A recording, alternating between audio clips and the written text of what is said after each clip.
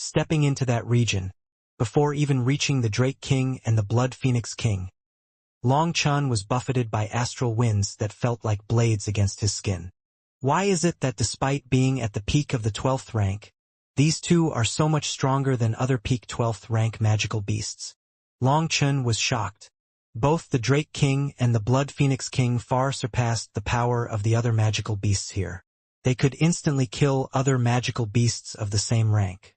As soon as Long Chun got close, the Blood Phoenix King's feathers stood on end, and rays of divine light shot out at Long Chun. Those rays of divine light shattered the void, breaking the laws of the heavenly Taos.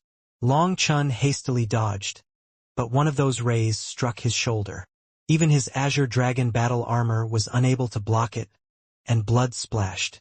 Immense pain came from his shoulder. The wound was deep enough that one could see the bone, and there was some remnant energy trying to wreck his body. Boom! Just at this moment, Gorant's arrow flew through the air, but the astral winds blew it away to some unknown spot. "Boss, this one's too powerful. I can't even hit it," shouted Gorant. "Just wait for your chance. Don't blindly shoot," called out Long Chun. Boom! At this moment, Wild charged his way through the astral winds and reached the Blood Phoenix King. He smashed his club down, only to be smacked away by one of its wings. Wild was extremely powerful, but he was unable to do anything to this Blood Phoenix King. It was too strong. No wonder it was able to become the king of the beasts in the other region. Split the heavens 8. Eyeing the Drake King's movements, Long Chun unleashed an attack at a time he judged correct.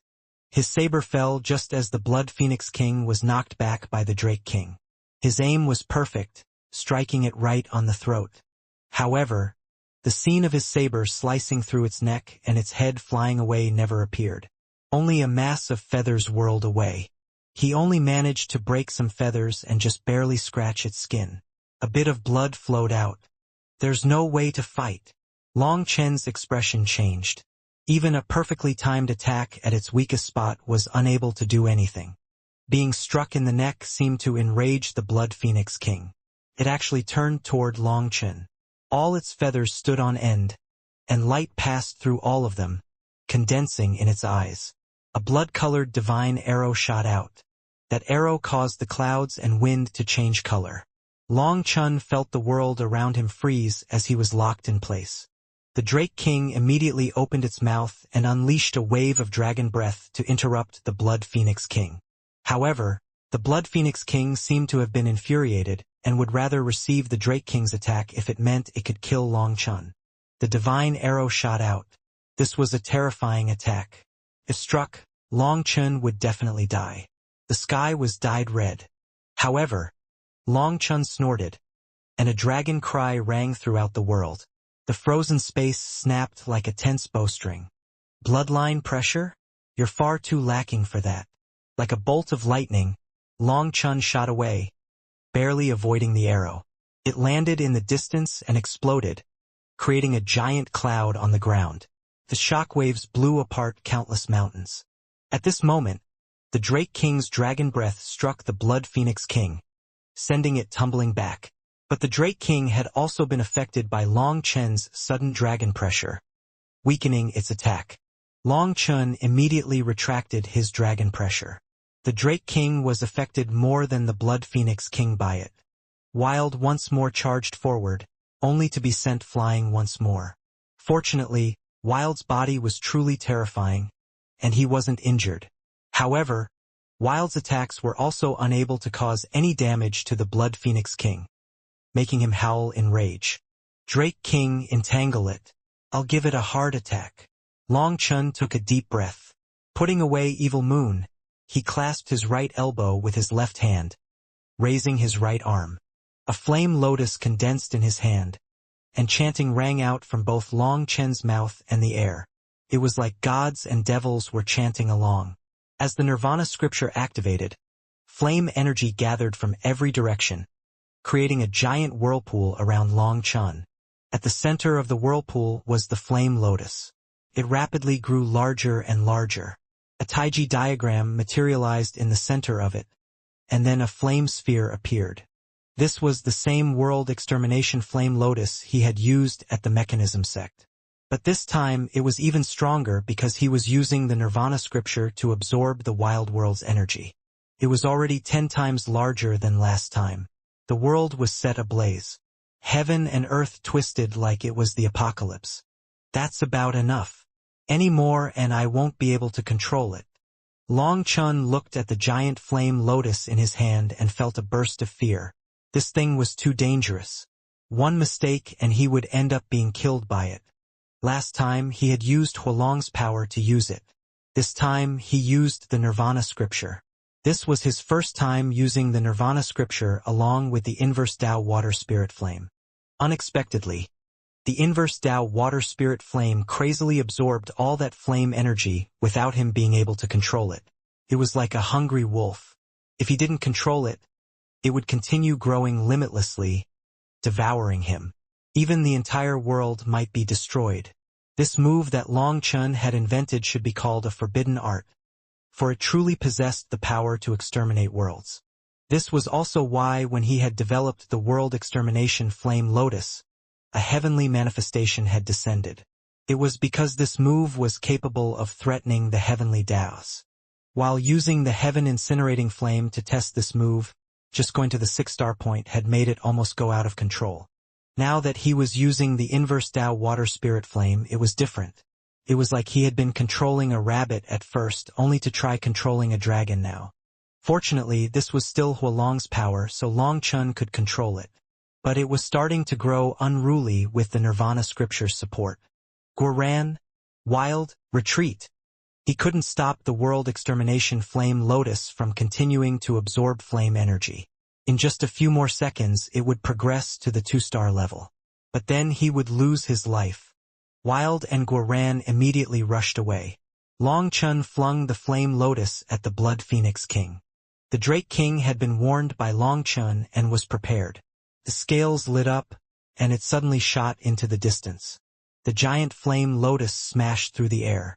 Cracks appeared in the void as the world was unable to bear this terrifying power. The Phoenix Blood King finally felt fear. Its instincts as a magical beast were telling it that if it was struck by that, it would be doomed. It spread its wings, about to flee, but just at this moment, Long Chen's blood chi surged. He activated his dragon might once more, locking it down. In this state, trying to dodge would only quicken its death. The Blood Phoenix King let out a resounding bird cry. Its wings spread open, and its feathers blazed with light. Astral winds surged out of it along with a pillar of light, striking the world extermination flame lotus. This was the Blood Phoenix race's strongest attack. Even the Drake King had to be wary of it. The flame lotus exploded. It was like the explosion of a star. At the same time as the dazzling light spread, it was possible to see a black hole appear in the center, which annihilated everything in its midst before vanishing. Long Chun coughed repeatedly, each time spitting out blood. Although this was his attack and he had immediately fled, the world extermination flame lotus's area of effect was too large, causing him to be injured. This time, he had mostly used the power of the world to strengthen it, not Huolong's power, so the world extermination flame lotus's flames no longer recognized him as its master. Boom! The earth split open and a huge figure shot out, covered in blood. It was the Blood Phoenix King. Its aura was extremely chaotic now. It no longer had any of its mighty aura. All of its feathers had been destroyed, and one of its wings was almost torn from its body. In its heavily injured state, it no longer had an urge to fight. It fled for its life. However, the Drake King, which had long since been waiting due to Long Chen's instructions, slammed its claw through its head. The Blood Phoenix King let out one final cry as it fell from the sky. With its opponent dead, the Drake King let out a mighty roar. The Blood Phoenix King died. The Drake King roared, and all the other magical beasts on its side also roared, like troops raising morale. They began a furious assault on the opposing magical beasts. The magical beasts that had come with the Blood Phoenix King retreated after their leader perished. but the other magical beasts refused to let them off. One side fled, one side chased. The battlefield quickly emptied, leaving behind only giant corpses. Thank you for helping me defeat it. Starting today, I am the king of this entire world. The Drake King thanked Long Chun with newfound respect for his power. Boss, that technique of yours is amazing. Even that blood phoenix was crushed. Who cares about those geniuses of the ancient era? Boss can still crush them. Guoran ran over, shouting excitedly. Don't be stupid. With such a long cast time, do you think others will just watch me use it? It's not as amazing as you think it is because it's easy to interrupt. People stronger than me won't give me a chance to use it, and people weaker than me aren't worth me using this move, said Long Chun. Perhaps against a dumb magical beast, this technique that took so long to cast was passable. Besides, it wouldn't have hit the Blood Phoenix King if Long Chun hadn't unleashed his dragon might to restrict its movements. If a powerful move couldn't strike its target, then it was nothing more than a flashy firework. Really? Even such a powerful move is useless. Guoran cried his disbelief. Fool, there's no undefeatable move in this world, only undefeatable people. Techniques are dead things, but people are living. If you want to live, you have to learn when to use different moves at different times for the best effects. There's no point explaining this to you. Your path is different from ours. Long Chun avoided saying too much since Guoran's cultivation path was different from everyone else's. Leave behind 500 people here to clean up the battlefield. Everyone else, follow me back to the channels to the devil world. We have to go assist the original devil race, shouted Long Chun. Are they also fighting on that side? Asked Guoran, startled. Long Chun scolded.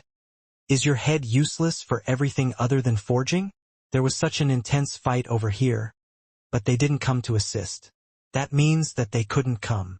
Long Chun brought the Dragonblood Legion over, and as expected, they saw the original devil race in a fierce clash against the devil race. This time, several devil races had come. They had both numbers and many powerful experts. Yu Shihan and Yu Shaoqian were both using their divine seals to kill them, but there were too many of them. They weren't able to kill all the devils. World Extermination Flame Lotus. Just as the original devil race was starting to be overwhelmed, chanting filled the air, followed by a shout from Long Chun. A giant flame lotus exploded amongst the devil race. The terrifying waves devoured the battlefield. Millions of devils were incinerated, with even the stronger ones only being able to struggle for a while before being burned alive. Long Chun had wiped out the majority of the winged devils in one attack. The original devil race's experts cheered. Their reinforcements had finally arrived. After unleashing that attack, Long Chun turned a bit pale. After using the World Extermination Flame Lotus twice, his spiritual Yuan, his spiritual strength, and his Yuan spirit were all low on power. He felt empty. However, the tides had instantly turned. The Drake King and the Dragonblood warriors also joined in, quickly annihilating the rest of the devil race. Xia Chun was covered in sweat and finally sighed with relief. He had been in charge of the formation and making sure that the devils trying to escape didn't get out. Things had been incredibly chaotic just now, and he had exhausted himself, but fortunately not one devil managed to escape. Long Chun had ordered Xia Chun to make the two channels here become only one way. None of the devils that came out could go back to report what was on the other side. If they knew that this place was a trap, it would cut off one of the paths for the original devil race to get stronger. So Xia Chen's responsibility was quite heavy. Boss, you're finally back. We almost couldn't hold on any longer. Xia Chen smiled bitterly. Guoran explained what had happened on their side. And only then did everyone realize that the battle here had been even more terrifying than the battle with the magical beasts. Long Chun looked at the mountains of corpses of the devil race. He asked, what happened? Why would so many of them appear at once? The attack was extremely sudden and quick. These devils aren't from the same race, but they all appeared at the same time. Most likely, they've sensed something on the other side. After all, several groups have entered, but no one's returned, so it naturally draws suspicion. Those few races probably grouped up and discussed it, deciding to charge in together to see what's going on. We were able to hold on at the start, but as more of the devils appeared, we started to run out of energy, weakening the power of our divine seals. It was truly dangerous, said Yu Shaoqian. It was incredibly coincidental. Attacks came from both sides at the same time. Despite Long Chun coming in time, over 10,000 of the original devil race's warriors had died. The number of devils that had come this time was dozens of times greater than in the past, and furthermore, there had been many powerful experts amongst them. This is no good. We cannot allow such a thing to happen again. Xia Chen, set up an instant transportation formation. If things get tight here, make it so that a portion of the devils are instantly sent away, said Long Chen. Being able to talk spiritually with the Drake King, he felt it was no problem. The Blood Phoenix King was dead, and there was no magical beast in this world that could match it. They would all have to listen to it. Moreover, the magical beasts were bloody and warlike. It was fine for these devils to be transported to them to fight. The only reason these magical beasts came out to fight under its orders wasn't because they were loyal, but because of the fierce blood flowing in their veins. They liked to fight and weren't afraid of death. If they didn't have a fight after a long time, they would start fighting amongst themselves. The Drake King didn't care about their deaths. Seeing the Drake King nod, Long Chen had Xia Chen quickly set it up. It wasn't too difficult for Xia Chen because the target location wasn't very far. It was just where some of the magical beasts were concentrated. Those magical beasts would automatically go crazy against invaders. There was no need to have someone control them. Other than that, Long Chen set up several other backups just in case. Although there was a supreme expert like the Drake King on their side, for the often unlucky Long Chen, keeping things in reserve was always best. Seeing Long Chen set up one backup after another, Yu Shihan sighed. When it came to stratagems like this, the original devil race was lacking. If the original devil race had a strategist like Long Chen, perhaps they could have reversed the tides a while ago and soared. After arranging things, everyone got back to work. Long Chen asked the Drake King if it wanted to slaughter the nest of the Western Blood Phoenix race, but its response was a bit surprising. It said that it didn't feel any hatred for the Blood Phoenix race. According to it, this was life. Experts died all the time. If you surrendered, you wouldn't be immediately killed. Magical beasts slaughtered each other for food all the time, but they wouldn't exterminate a whole family or race. This was a law they naturally followed. Only then did Long Chen realize why there were so many magical beasts in this world. However, he still felt that something was off. Why would magical beasts respect this rule? Didn't they just act on instinct? Just as he was pondering this, Yu Shihan and Yu Shaoqian came over to his seclusion region. Long Chen hastily went to welcome them. My mom wants to see the Blood Phoenix King's corpse. Yu Shaoqian went straight to the point. Long Chen was curious, but he simply went to an empty region and plopped out the corpse. Yu Shihan walked over to the corpse and touched its blood. Carefully looking at it and smelling it, she said, "There really is a problem." "What is it?" asked Long Chen. The Blood Phoenix race is an ancient species. Although they aren't as famous as the cloud-chasing, heaven-swallowing sparrow race, they're still an extremely powerful existence. However, its bloodline has become muddled, making it no more than a mindless magical beast. How can you explain that? It's not just the Blood Phoenix or the Golden Drake. Many of the magical beasts in this world are actually very famous Xian beasts, said Yu Shihan. Xian beasts. This information was truly shocking to Long Chen. Most of what he knew about magical beasts only pertained to alchemy. He didn't know much else. A surprising proportion of these magical beasts here had reached the peak of the 12th rank. However, due to their impure bloodlines, many of their natural abilities had been lost, and their intelligence was low. However, if they were Xian beasts, then that would be heaven-defying. The Xian beasts possessed terrifying innate divine abilities and intelligence on par with humans. If this many 12th rank Xian beasts appeared, they would be enough to trample the martial heaven continent. Correct. They should be Xian beasts. However, their bloodline has lost a few inheritance runes, causing them to lose their innate divine abilities. They will never be able to return to that ancestral level. Furthermore, I've checked their crystal cores. They lack a trace of spirituality, making it so they cannot awaken their latent potential. Have you noticed? Many of the magical beasts have runes for divine abilities on their scales, horns, eyes, tails, etc. However, they are unable to use those divine abilities. Now that you say that, I recall that truly is the case. Long Chen slapped his leg. He had always found the magical beasts of this world to be strange. Now that Yu Shihan brought it up, he realized what it was. If my guess is correct, this wild world might be a hunting pasture for the devil race, said Yu Shihan gravely. Then the person in charge of this pasture? Long Chen's heart pounded. Correct, it's the devil race. They probably released these magical beasts into this world and will come to slaughter them every now and then. I've investigated the two channels. They were activated once 30,000 years ago. Based on a few marks, I've also come to a hypothesis that there was a large battle at that time, but due to how much time has passed, those marks are too vague to confirm anything. But from the Blood Phoenix King's corpse, it is possible to determine that the magical beasts here have been modified by someone. They are like livestock, and once they've grown fat and numerous enough, the devil race will slaughter them. Through this slaughter, they can strengthen their devil chi.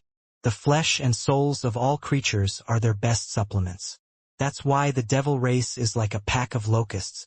Wherever they go, death follows. Through various indications, it's possible to conclude that we've accidentally barged into one of the devil race's pastures, said Yu Shihan. If it's a pasture, then why did different races amongst the devil race come here? Asked Long Chen. Most likely, this world has been lost or forgotten. The devil race probably only noticed it again recently. To them, this is a masterless piece of fat meat, so they all want to take a bite or take possession of it. It's a pity many of the original devil race's resources have been destroyed by the experts of the Martial Heaven continent. They've attacked the skyscraping world several times, almost destroying it and making us lose many inheritances. We might be able to understand more otherwise. Yu Shihan sighed. I don't understand. Why does the Martial Heaven continent want you dead? You're clearly capable of suppressing the devil race. You should be allied with the Martial Heaven continent. Long Chen couldn't help asking this question. This relates to the experts on a higher level. Once you reach that level, I will naturally tell you, or perhaps you will know by then without me saying anything. Telling you now is meaningless and will only rattle your Dao heart, said Yu Shihan. Long Chen sighed helplessly. It seemed that the Martial Heaven continent was even more complicated than he knew. There were countless secrets hidden in its depths. All right, then if this wild world is a pasture, then is the Martial Heaven continent also a pasture for the devil race? Asked Long Chen suddenly. Not just the devil race. Yu Shaoqian said, Long Chen, don't blame my mother. She definitely has a reason why she isn't telling you.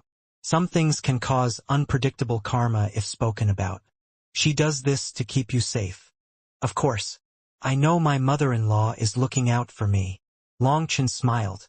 Your skin is really thick. Who agreed to marry you? Demanded Yu Shaoqian, blushing. Long Chen arrogantly laughed, making Yu Shaoqian blush even harder. Her heart had long since been given to Long Chen. However, her skin wasn't as thick as his, and the slightest teasing got good results. Long Chen knew that Yu Shaoqian had to focus on upgrading her divine seal right now. With every fight, the original devil race was benefiting immensely from slaying the devils. The devil cores were upgrading the power of their divine seals, making their power against the devil race even greater. The more they fought, the stronger they would become. Regretfully, while they were the bane of the devil race, they wouldn't have that kind of advantage against opponents that weren't from the devil race. For example, the human race. After Yu Shaoqian left, Long Chen extracted the Blood Phoenix King's crystal core, blood, and bones. Those were all treasures. He extracted everything useful from the magical beasts that had died in battle. Wild only needed the meat. Many parts of 12th rank magical beasts were treasures that couldn't be bought with money. Hence, it could be said that a huge amount of wealth had fallen into Long Chen's pocket this time. Day after day passed. Long Chen was refining Life Star pills all day for the future. He didn't just need to refine them for himself but also the Dragonblood Legion. It was all in preparation for the Chief Low eruption. Half a month later, 5 eruptions occurred from the channels to the Devil Race. There were 3 small skirmishes and 2 immense battles. One of them was an even greater invasion than the last time. However, they were all annihilated by the original Devil Race. That was because their power had risen crazily, and their divine seals were much stronger. In order to lessen the pressure, they would occasionally activate the formation, transporting a group of devils to the territory of magical beasts. That was like throwing water into boiling oil. The magical beasts went crazy, annihilating the devils. The Drake King said that with the devils constantly invading, there were fewer fights amongst the magical beasts. They now had devils to kill if they were bored. Seeing that everything was under control, Long Chun went over to the Drake King. He asked it to look after the original Devil Race and gave it a pill. This pill was made of his own essence blood. It was a spirit awakening pill that could raise the intelligence of the Drake King. Hopefully, that would allow the Drake King to awaken some of its talent and advance to the 13th rank. Even magical beasts needed to comprehend the heavenly Daos to cultivate to their peak. Doing that required a certain amount of intelligence.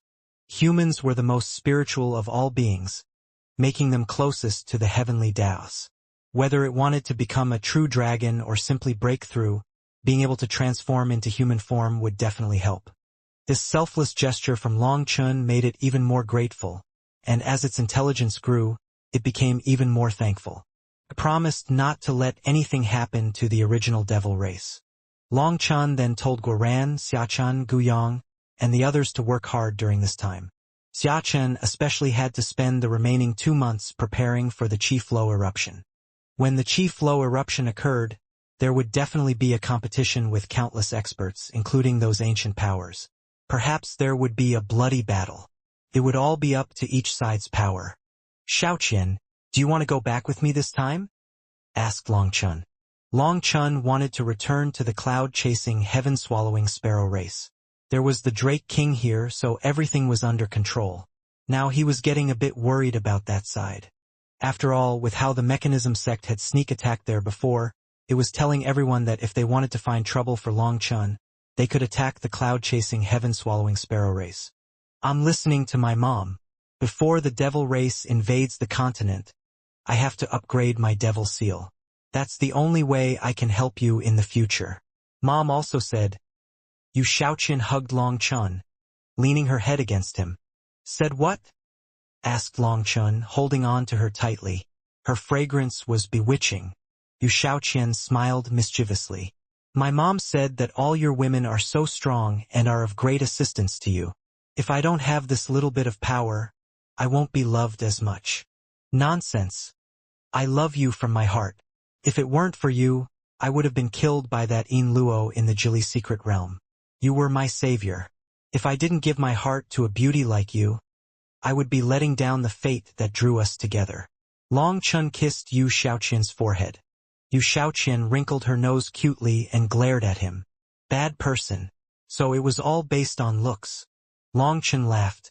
Of course. Isn't everything like that? After being saved, if they weren't good-looking but still wanted your heart, you have to immediately say, Miss, I cannot, for if I were to marry you, it would taint your act of chivalry. It would be like I needed saving from you because I wanted to force you into marrying me. Wouldn't that make everyone look down on us? But if they were a beauty, then it'd be different. You would immediately say, for you to love me like this, I have a responsibility to return your love. If I didn't, wouldn't I be worse than a dog? I will spend this life of mine to protect you for a lifetime. The sanctimonious yet realistic way that Long Chun acted made Yu Xiaoqian laugh. I like seeing you seriously talk nonsense. After talking a bit more, and confirming that Yu Xiaoqian truly wanted to stay behind and wasn't testing his sincerity toward her, Long Chun left. Among all his women, only Tang Wan'er was actually difficult to handle. She played many tricks that made Long Chun feel cautious. Fortunately, if it was just Tang Wan'er, he could handle it. To be careful, Long Chun stealthily left the skyscraping world, covering up not just his aura but also his appearance. He made several loops and confirmed that there was nothing questionable before leaving. He flew for about an incense stick's worth of time over the martial heaven searing before encountering two experts wearing the robes of the ancient family alliance. From a distance, he saw that they were Empyreans and most likely searching for the location of the Chief Low eruption. The entire continent was currently searching and hoping to find it ahead of time so they could get an advantage. Long Chun ignored them, continuing to fly toward the central plains. However, while he ignored them, the two of them suddenly turned back to chase him. "Hold it!" Both of them shouted, blocking Long Chun in the sky in a very unfriendly manner. "Don't look for trouble. I haven't killed anyone in a few days, and it's tough holding myself back. If you are in a hurry to reincarnate, I'll send you on your way," said Long Chun coldly. He didn't know if it was his bad luck flaring up again, but as soon as he left the original devil race, just when he was trying to be low-key to avoid exposing his identity, someone disturbed him. The more he didn't want to cause trouble, the more others wanted to find trouble for him. Flames of fury rose inside him. Why was it that so many idiots ended up finding him instead of finding others? Long Chun was wearing a black cloak with the hood covering most of his face. However, his icy killing intent exuded from his words, causing the two men to jump. "Who are you?" probed one of them. "Who are you to ask?" "Scram!" snorted Long Chun. Ignoring those ancient family alliance experts, he continued forward. "How brazen! You dare to ignore us!" The one who asked him was infuriated. He summoned his manifestation and unleashed a palm at Long Chun. His hand became red like blood, and his blood chi rumbled like thunder. This was Long Chun's first time encountering such a cultivation technique. However, he didn't care about it. He randomly swung his hand, slapping the infuriated man in the face, sending him flying back while coughing up blood. As soon as Long Chun did it, he regretted it. In this world, the only one capable of such a beautiful slap was him. Hadn't he just exposed his identity? Bastard! The other expert charged at him, but before he could reach him, Long Chun sent him flying with a kick. They were just two Empyreans whose manifestations hadn't even awakened. They weren't qualified to be arrogant in front of him. Even if they were awakened Empyreans, they wouldn't be qualified. "Who are you?" demanded the one who had been slapped. He knew that he had encountered an expert. "Is it any of your business? You aren't fit to know my name. Hurry up and scram. Take advantage while my mood's still decent," said Long Chun indifferently. "Do you know who we are?" At this moment, Long Chun truly noticed something different about them. Although they were wearing robes of the ancient family alliance, they had another mark on their chests, one that looked like a blood-colored tree. Looking carefully, Long Chun saw that it was a wudong tree. Seeming to notice that Long Chun had finally taken note of that mark, one of them shouted, "We are the Blood Emperor's descendants. You actually dared to attack us. Do you believe me when I say you dash?" The speaker was once more slapped in the face, causing him to cough up more blood. "Who cares about descendants of the Blood Emperor? Even the Stone Emperors had the crap beat out of them by me. So do you believe me when I say I'll send you to see your ancestor if you keep talking?" snorted Long Chun. You're Long Chun." Those two ancient family alliance experts instantly paled. Even their voices shivered. Long Chun had destroyed the mechanism sect and then charged his way into the stone race, practically beating Shi Lingfeng to the point that he had to kneel and beg for mercy. If Nangong Zuyu hadn't come at that time, Shi Lingfeng would have been killed. So when Long Chun mentioned beating the stone race's descendants, the two of them instantly realized his identity. They also became covered in icy sweat. They might not fear anyone, but Long Chun wasn't just anyone. Others wouldn't dare to kill them, but Long Chun definitely wouldn't mind. Sorry, we were disrespectful." The two of them exchanged a glance and lowered their heads. After all, their lives were more important. There was a homicidal devil king in front of them, and their status couldn't intimidate him. "Since you're the Blood Emperor's descendants, does that mean that the heir of the Blood Emperor has also awakened?" asked Long Chun. "Yes, the Blood Emperor's own daughter, Shui Luocha, has inherited all the Blood Emperor's divine abilities. We've come out now to sweep away all the other geniuses on the continent.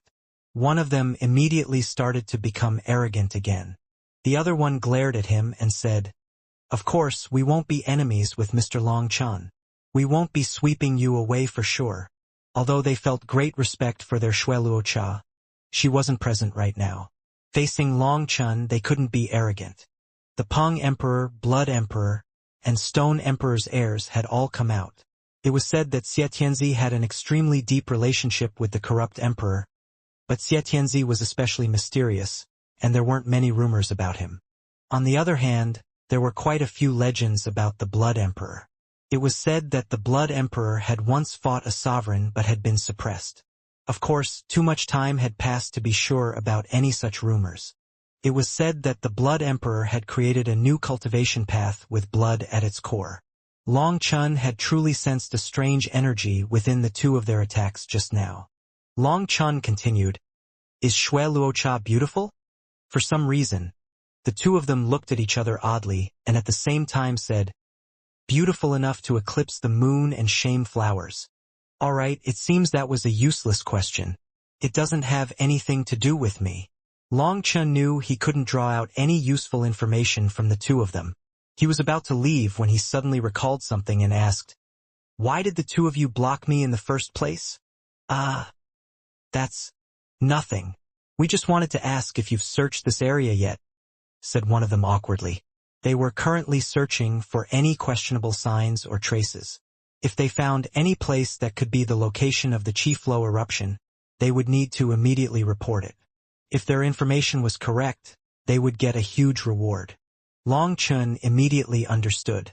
The two of them had wanted to force out his secrets. If he had found something, the accomplishment would go to them. Based on their conduct, he estimated that Shui Luo Cha was no good egg either. The leader was the one who raised the soldiers. "All right, you can scram. Count yourselves lucky today," said Long Chun, flying off. Seeing him fly off, the two of them sighed with relief. They suddenly realized that their backs were covered in icy sweat. Why would he appear here? Don't you see where he's going? It's the opposite of us. He's definitely also looking for the location of the Chi Flow eruption. Everyone's searching for it. We should hurry up too. Let's pick a different path. We won't find anything where Long Chun's already been. Long Chun sped across the martial heaven sea ring. Looking at the endless sea, he suddenly recalled many memories. Back in the day, he had crossed the Eastern Sea on a flying boat to reach the Shen Dao sect. Years had passed since then. He was no longer the same youth.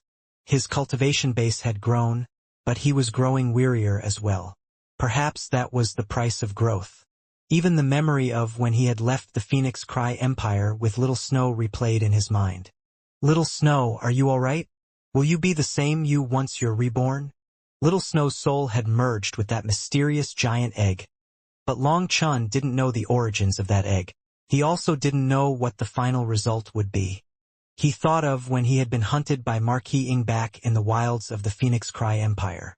Little Snow had been only a few months old but had chased after him to find him, ending up covered in wounds and bitten by a toxic viper. Long Chun had never forgotten that sight.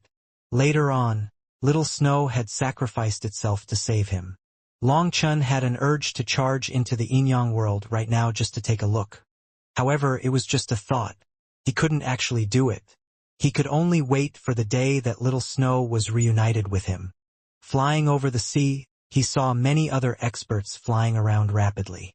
However, those experts weren't as confident as the other two and didn't stop him.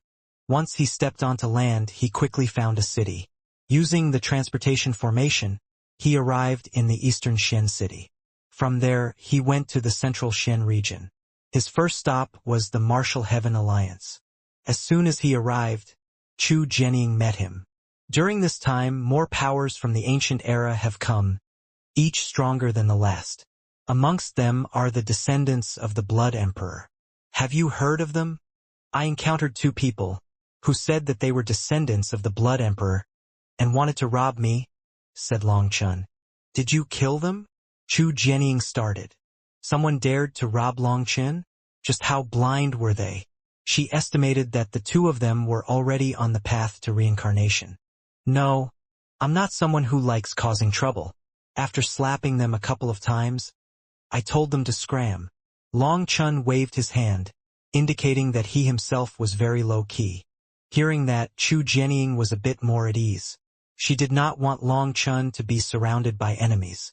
Although last time he had managed to shake the Martial Heaven continent by destroying the Mechanism sect and attacking the Stone Race, forcing the Stone Race to lower their heads, things were not as quiet as they appeared on the surface.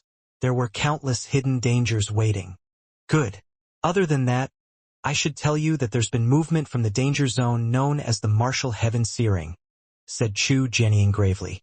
The Martial Heaven Searing was a danger zone, but the experts of the continent had to come into contact with it more than they wished.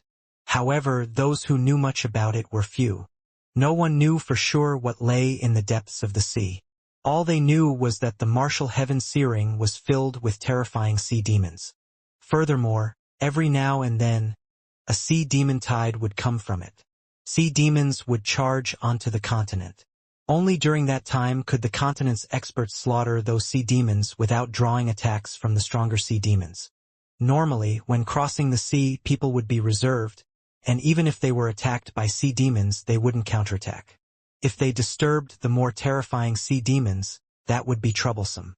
Has the sea demon race also come out? Asked Long Chun. Yes, the sea demon race has started stepping foot onto the continent. They're searching for the Chi Flow eruption's location as well. A few conflicts have happened between them and the continent's experts. I feel like they are doing this on purpose as a show of might, and to indicate that they will also have their share of the Chi Flow eruption, said Chu Jianying. If the sea demon race had come out, that meant that another opponent with unknown potential had appeared. In fact, the sea demon race might even outnumber the cultivators on the continent. Whether it was the righteous path, the corrupt path, even the ancient races or the Shen beasts, no one dared to provoke the sea demon race. The sea demon race's numbers were absolutely terrifying. They were hidden beneath the sea. No one knew just how many powerful experts they had. If all the large powers fight during the Chi Flow eruption, rivers of blood will flow, sighed Long Chun. Most likely, based on historical records, the Chi Flow will erupt from the depths of the earth and form a well. The Martial Heaven continent's Chi Flow will turn into thousands of streams bursting out of the ground. Those who can occupy the larger streams will be able to absorb more Chi Flow. The smaller streams will get less Chi Flow. Some won't even be strong enough to occupy a small stream and will only be able to stand in the distance and absorb the leftovers. Legend is that there has always been a bloody battle for the largest stream of Chi Flow. After all, it will determine who becomes the master of the continent. Moreover, this great era seems to be on a much larger scale than in the past. All the geniuses hidden on the continent are coming out to fight for this era. So this time, the competition for the largest Chi Flow stream will definitely be exceptionally intense. Actually, the continent's lifeforms should unite against the sea demon race because they don't help us. In the past dark eras, they've hidden themselves and didn't help the continent. Not only can we not depend on them, but we have to give up a portion of our Chi Flow. That's unacceptable, said Chu Jianying hatefully. The sea demon race could not be counted as an ally, even if they weren't enemies. They didn't seem to care about the fate of the continent, as if the world at the bottom of the sea would always be safe. However, all people felt some fear toward them because who knew just how great the force they had managed to gather over the years were, especially after not participating in the dark eras? In fact, it seemed that the sea demon race had never participated in the Chi Flow eruption before this. If they had, it wouldn't have been on a large scale. But now there were signs that the entire sea demon race wanted to come out. Did they want an even share of the continent's Chi Flow? Now it'll be interesting. Long Chun smiled. Interesting? Little fellow, do you know just how terrifying the sea demon race is? Chu Jianying held her head. She had been hoping for Long Chun to reserve himself upon hearing about these terrifying opponents, but it seemed that he didn't care. Whether they're terrifying or not doesn't matter. If we're fated to be enemies, then we'll meet sooner or later. Rather than focusing on them, it's better to focus on ourselves and get stronger. The old man is correct. In front of absolute power, all schemes are useless. Long Chen shrugged. Fine, if you're undaunted. I won't waste my time saying these things. Tell me, do you want to work together with us during the chi flow eruption to occupy a larger stream of chi flow? Asked Chu Jianying. The Martial Heaven Alliance was the continent's largest alliance. They would definitely gather the geniuses of the various sects and occupy a stream of chi flow for themselves. Chu Jianying didn't mind joining forces with Long Chun. That way, they could occupy an even larger stream of chi flow. A supreme expert needed to be present to keep the chi flow stream under control. Otherwise, weak people would simply be sent flying by the burst of power. However, Long Chun was surrounded by enemies. He would definitely have people fighting him during the chi flow eruption. She didn't quite know what to do about this problem. We won't go with you. The Dragonblood Legion will occupy our own chi flow stream. With how many enemies we have, others who joined us probably wouldn't be able to absorb any chi flow when the time comes, said Long Chun. He was clearest on this. When the chi flow eruption occurred, things would definitely be chaotic. No one would give up on this opportunity that only occurred once every tens of thousands of years. Will you be all right on your own? Do you want the Shentian Dao sect and the heaven-splitting battle sect's disciples on your side? Asked Chu Jianying. The Shentian Dao sect and the heaven-splitting battle sect were extremely powerful now. Bao Buping and Chong Hao had awakened their manifestations, and on the side of the Shentian Dao sect, there were Hua Xiu, Wang Zhen, Mu Qingxian, Su Mo, and others who had awakened their manifestations as well. Chu Jianying didn't know that the reason Hua Xiu and the others had awakened their manifestations was thanks to Long Chun. If he hadn't sent them his 100-flower Dao resonation pills, they would have needed a much longer time to awaken their manifestations. He hadn't told Chu Jianying about the 100-flower Dao resonation pills. It wasn't that he didn't trust her, but that he felt there were definitely traitors in the Martial Heaven Alliance. There were definitely traitors in the Shentian Dao sect as well, but just who was Li Tianxian? He could perfectly control the information their enemies received. There was no need to worry about things there. However, Chu Jianying was unable to do the same. After all, an alliance was different from a sect. She needed to publicly announce things according to the rules of the alliance and discuss things with various elders with authority. Long Chun didn't want to take that risk. There is absolutely no need. In fact, we won't even go with the cloud-chasing, heaven-swallowing sparrow race. Don't worry, I am prepared, said Long Chun. There were less than 2 months now before the chi flow eruption. Although time was a bit tight, he was confident that Guoran would be able to finish things on his side. Long Chun chatted a bit longer with Chu Jianying. He asked about the state of affairs on the continent. More of the ancient era's powers had come out, and amongst them was the fourth everlasting family that had been silent this entire time. The Shiman family had finally come out. It was said that the Shiman family's supreme genius was called Shiman Tianxiong. He had been very famous during his time. He was known for being frank yet also violent. He didn't get along with others very well. The Shiman family didn't seem to have many dealings with the other 3 everlasting families. They seemed antisocial. Other than the Shiman family, there was one other particular person that had appeared. He was a sword cultivator, but he constantly wore a silver mask and had never reported his name. The reason he managed to shake the continent was because he had slain one of the ancient era's geniuses with a single slash of his sword. The person he had slain was someone who had been invited to the gathering of past and present heroes. Hearing that, Long Chun was truly surprised. To be able to kill one of the supreme geniuses of the ancient era with one attack was truly amazing. He had to be a sword cultivator. After getting an update about the current movements on the continent, Long Chun went to the Huayun sect. He saw a radiant Zhang Wenlong. Just as Long Chun had expected, to give a blow to the Dongfang family's business. The Nangong family and the Beitang family had been more than happy to form a collaboration with the Huayun sect. However, the 2 families were rather conservative. They only traded for things that were useful to them. They wouldn't sell their treasures for something like spirit crystals. In truth, Zhang Wenlong only needed the 2 families to say that they were collaborating with him to achieve his goals. With just being able to say that he was working together with those 2 families, he had the confidence to go to other powers for negotiations. Even without taking out any treasures themselves, the Huayun sect was able to act as the go-between, buying and selling things from their connections to make a profit. It looked very easy, but in truth it was not so simple. What had been missing was the powerful reputation of the everlasting families. Without that prestige it would have been impossible. The Huayun sect had their own reputation that had been built up little by little. On the business Dow, no one could instantly soar to the top, and even if they did, it would be short-lived. The Huayun sect had managed to achieve their current level by acting in good faith toward all their clients generation after generation. With that reputation and being able to say that he had the Nangong and Beitang families as clients, Zhang Wenlong managed to form connections with dozens of other powers who said that they also wished to collaborate with him. Brother Long, I really have to thank you this time.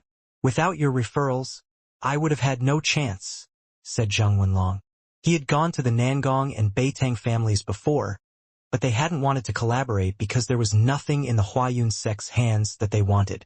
Although the Dongfang family's actions had made them wary, if it had not been for Long Chen's referrals, they probably wouldn't have wanted to start this collaboration. To put it frankly, it was thanks to Nangong Zuiyu and Beitang Rushuang giving Long Chen face. Helping you is helping me. So how are things now? Did you get anything I need? Asked Long Chen.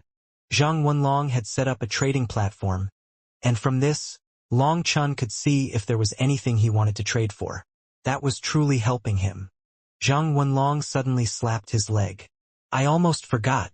The heavenly underworld vermilion fruit that you wanted me to keep an eye out for. There's been some news about it. What? Long Chen almost jumped out of his seat. Yes. The news is that heavenly underworld vermilion fruit is in Tian Xiezi's hands, said Zhang Wenlong. Upon hearing that it was in Tian Xiezi's hands, Long Chen's excitement diminished. If that person learned that Long Chen desperately needed the heavenly underworld vermilion fruit, he would rather destroy it than sell it to him. We have a collaboration with the corrupt path as well. Thanks to the Nangong family and the Beitang family's support, we've pooled the resources of dozens of powers and have started to branch out even further. The corrupt path also wants to be part of that collaboration, but right now many powers are still in a waiting state. They only take out 1 or 2 treasures while merely listing the rest. I saw the heavenly underworld vermilion fruit's name on the list that the corrupt path gave me. I thought I misread it when I first saw it, said Zhang Wenlong. He knew that this matter was very urgent to Long Chen. Every time they met, Long Chen asked about it. Do your best to obtain it. The price doesn't matter. But don't let them know that I'm the one who wants it. Although Long Chen knew that Zhang Wenlong was always steady, Long Chen still said this because the heavenly underworld vermilion fruit was just too important to him. This related to whether or not he would be able to condense the 6th star of the 9-star Hegemon body art. I will do my best to get it for you. Zhang Wenlong nodded. Since the corrupt path had put it on their list of treasures, it meant that they were willing to sell it. However, he couldn't promise anything.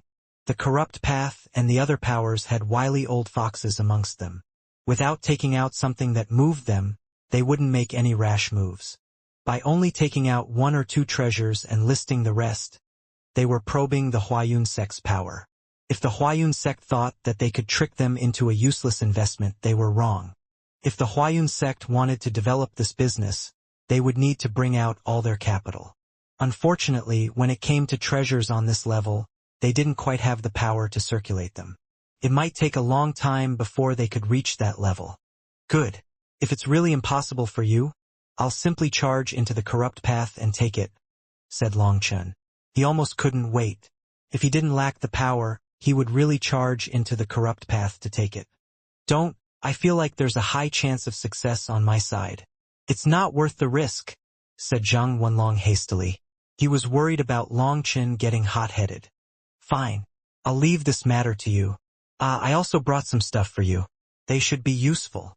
Long Chen took out the materials he had extracted from the corpses of the magical beasts in the wild world, as well as the ores they had mined. Heavens!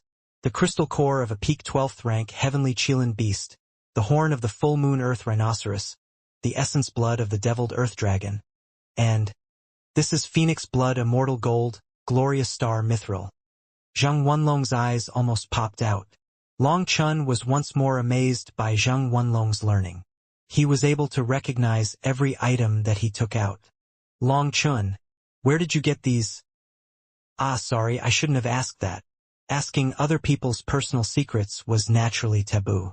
Zhang Wenlong had been so excited that he forgot, and he immediately apologized. Long Chun smiled. We don't need so many taboos between us. I only struck gold within a minor world. I know that even though those fellows agreed to collaborate, they won't go all out at the beginning. If you don't bring out some of your own money, they won't be swayed. Right now, I only have this much of the materials from the magical beasts. As for the divine ores, I can provide you with more in the future. The parts of the magical beasts that he needed had been kept aside. As for the rest, it was valuable but not usable, so Long Chun gave them to Zhang Wenlong. There were hundreds of crystal cores of 12th rank magical beasts, and 1/10 of them had reached the peak of the 12th rank. First, ignoring just how valuable these were, just being able to take them out was enough to shock a group of people to death. There was also the essence blood, skeletons, and divine ores. Each of them was incredibly precious. Adding on the Huayun sect's own capital, this would be enough for their business collaboration to truly start. The Huayun sect had felt like the weaker one in the collaboration with all these various powers, but with these resources, he was entirely capable of drawing the powers that were still watching into a full collaboration. Good. I hope you can get the heavenly underworld vermilion fruit. Long Chun patted Zhang Wenlong on the shoulder and then left the Huayun sect. If even Zhang Wenlong was incapable of this, then no one else would have a chance either. Long Chun had already decided. If Zhang Wenlong couldn't get it for him, then once he was stronger, he would charge into the corrupt path to take it. Originally, Long Chun had been planning on going to the cloud-chasing heaven-swallowing sparrow race, but instead, he changed paths and went straight to the entrance to the Inyang world. He quickly reached the boundary into the Inyang world. After that, he took out a special barrier-breaking talisman that Xia Chun had given him and crushed it. Faint ripples merged into his body and then vanished. This was a special talisman used for avoiding the senses of formations. It was a kind of concealing talisman, but it was possible to see the user with the naked eye as it was entirely focused on concealing from formations. Long Chun lowered his hood and silently warned himself that if someone provoked him, he would have to kick them or something instead of slapping them. Otherwise, it would be too easy to recognize him. After concealing his aura, he flew closer. He didn't sense anything odd. This place looked the same as before. However, just as he was a few hundred miles away from the channel, the runes covering his body flickered ever so slightly. He had entered a formation. As expected, there's a problem. Long Chun narrowed his eyes. Looking around, he still didn't see anything odd. But the flicker from the runes meant that there was a formation set up by someone here. He wasn't a formation master, so he didn't know any more. The high priest really is amazing. He actually knew that this place would be the location of the Chi Flow eruption. So then there's only one possibility for who set this formation up. Long Chun immediately thought of Pill Valley, as well as the strange scene of something trying to extract some of his blood when exiting the Brahma secret realm. Flying around, Long Chun didn't notice anything odd. He knew that whoever had set this formation up had to be a master capable of concealing it from people's eyes. Just as he was about to enter the channel to the Inyang world, a strange force of repulsion appeared, blocking his path. If he forced his way through, he might be sensed by the master of the formation. Not wasting time, Long Chun took a formation disc that Xia Chun had given him. He sliced his way through the formation and walked closer to the channel.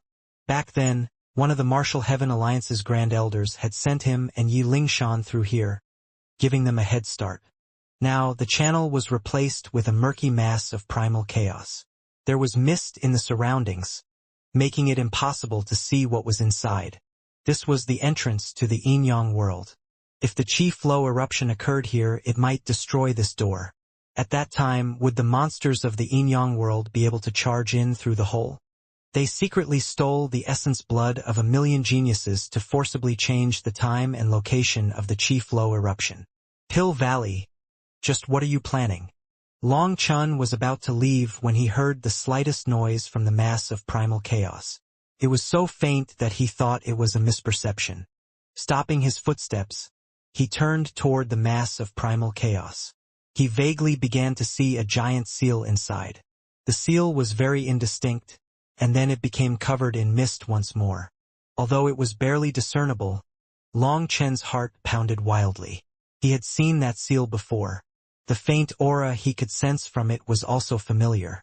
Just at that moment, another light sound rang out from inside, and the seal appeared again. A flash of light pierced the mist, allowing Long Chen to see clearer. It was definitely the sovereign seal. It was red as blood. The power it exuded made Long Chen feel like an ant. There was no way he could be mistaken about this pressure. Only a sovereign could do this. Another light sound rang out, and through the sovereign seal, Long Chen saw a blurry scene. Countless lifeforms were attacking the sovereign seal. It's the blood race. Although the scene was extremely blurry, he could see the general shape of those lifeforms. It was the same lifeforms that had hunted him out of the Yin-Yang world. He saw an endless horde of the blood race's lifeforms attacking the sovereign seal, unleashing various techniques that crashed against it. Although he couldn't sense their auras, based on the scale of their attacks, he estimated that these attacks were probably comparable to Nether Passage experts. Most shocking of all was their numbers. They seemed endless. The sovereign seal shuddered ever so slightly as it silently endured the attacks. The attacks caused bursts of the sovereign seal's power to erupt, rebounding the attacks. Some of the blood race's lifeforms were killed. However, more of them replaced the fallen ones. They continued to attack, wave after wave, keeping up a continuous deluge on the sovereign seal. Long Chen was in the midst of staring closely at that scene when he felt a strange energy pull him up. Shocked, without even thinking about it, he slashed Evil Moon at the air above him. Long Chen's saber missed. There was no one in the direction he was being pulled. Shocked, Long Chen was about to unleash all his power to face some mysterious opponent, only to find that he had been pulled into a strange space. From this strange space, he could see the tranquil state of the martial heaven continent and also the countless experts of the blood race in the Yin-Yang world attacking the seal. Most shocking of all, when he turned back, he saw a white-robed handsome man quietly looking at him. Sovereign! Long Chen couldn't help letting out a cry.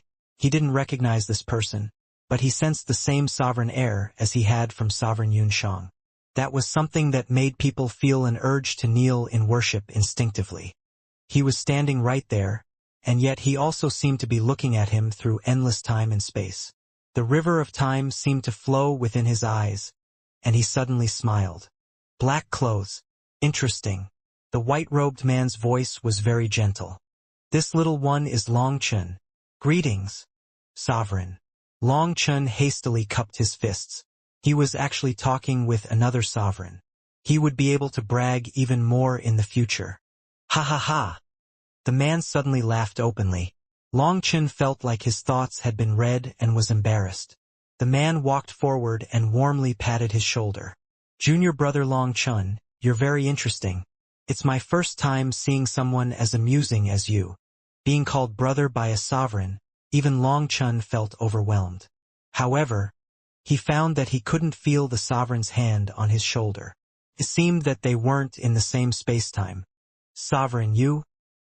For some reason, Long Chen started to feel sad. Don't call me sovereign. I can't accept it. After being blessed by the martial heaven continent, I was unable to change the board, letting down the countless lives of the continent. My name is Emoli, and you can call me by my name, or if you like, you can also call me Big Brother Emoli. Hearing his name, Long Chen finally learned that he was talking to the third sovereign from human history, Sovereign Emoli. Sovereign Emoli actually wanted Long Chen to call him Big Brother. If others learned that, it would drive them crazy with envy. Big Sovereign. Long Chen tried, but he couldn't make himself call him Big Brother. He felt like that was a blasphemy to the sovereigns.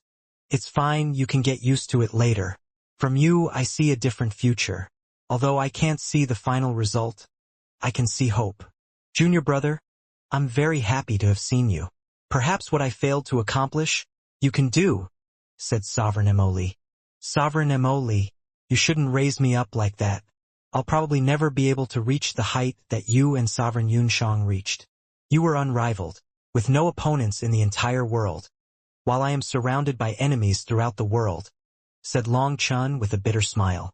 Sovereign Yunshang had also once said something similar to him.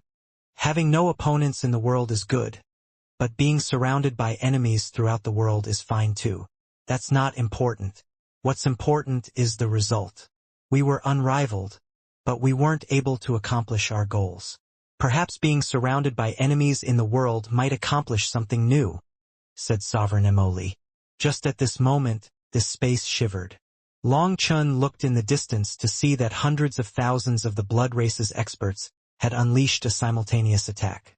At the same time, Long Chun realized where he was. He was within the Sovereign Seal. Sovereign Emoli looked at the blood race's experts and indifferently said, "Heaven and earth are like a board. Whether you are in or outside the board, once you are absorbed within, you become nothing more than a game piece. Why be so emotional?" Sovereign Emoli seemed to be giving him some pointers, but Long Chun didn't understand. He asked, "Sovereign Emoli, what's the origin of this blood race? Back when you reached your peak, why didn't you wipe them out?" Sovereign Emoli smiled and looked at him. "Because I didn't have that power." "I don't believe you." "Ha ha ha." Sovereign Emoli was startled at first and then laughed. "You really are interesting. It's just a pity that we weren't born in the same generation. It is the truth." Sovereign Yunshang was unable to find the key to resolving the problem. He handed the problem to Sovereign Qingsu, and Sovereign Qingsu left the problem to me. I also couldn't find the key, so I could only leave it for the person after me. All the way to now, the problem has yet to be resolved. So I can't accept being called sovereign by you. None of us were able to accomplish our mission. Is it really such a difficult problem? Long Chun was befuddled. If even the sovereigns were unable to resolve things, then did that mean that the blood race had even more terrifying existences within them? Once you reach that moment, perhaps you will understand. Different people can see the same problem in different ways. There was a lock, but 5 keys were unable to open it. "We're waiting for the next key," said Emoli, looking at Long Chun expectantly. "Don't look at me. I'm definitely not that key, and I don't have the kind of nobility of the sovereigns that cared about others. If others refuse to acknowledge me, then I'm not going to risk my life for them." Long Chun hastily shook his hand. The successive generations of sovereigns had managed to win over the whole world to face the enemies from outside the continent. They had protected the entire Martial Heaven continent and all life on it. It could be said that the sovereigns were the protective gods of the Martial Heaven continent. Even the corrupt path, the ancient races, and the Shen beasts didn't dare to be the slightest bit disrespectful to the sovereigns. Even the geniuses of the everlasting families like Nangong Zuiyu and Beitang Rushuang worshipped the sovereigns. That was how supreme their existence was. They had not just protected the human race but all life on the continent. In this world, the only ones capable of obtaining the approval of all races were the sovereigns. Although there were the 3 emperors below the 5 sovereigns, although it was said that the 3 of them possessed the power to challenge the sovereigns, it was only a nod toward their power. Even the emperors were unable to be like the sovereigns, gaining the approval of all the lifeforms on the continent. They only gained the approval of a portion. That was the difference. Long Chun could never become an existence like the sovereigns, nor did he want to. He had seen Sovereign Yunshang, and now he had seen Sovereign Emoli. He knew he lacked the heart of the sovereigns. If someone messed with him, he might let them mess around if they weren't ugly. But if he found them displeasing, he would send them flying with a slap.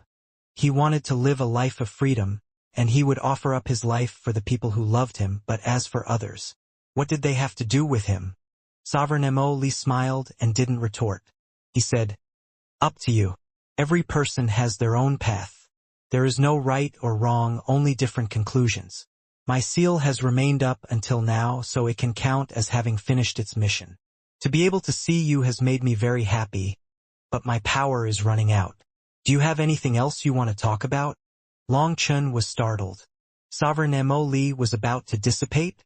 He hastily asked, "Sovereign Emoli, do you have any techniques you can teach me?" If he could learn the techniques of the sovereigns, then that would really be amazing. It was said that every sovereign had created their own unique heaven-shaking divine art. But nothing about them had been transmitted down. Sovereign Mo shook his head. My techniques are only usable by myself. You are the same. You already have a technique on this level, and although it's not fully developed, it will reach perfection sooner or later. If someone else wanted to learn that technique, do you think you could teach it to them? He already had a technique on that level? Long Chun suddenly thought of the world extermination flame lotus. Would it possess the same level of power as a sovereign's technique once it was perfected? Sovereign Mo, do you know the origins of the 9-star hegemon body art?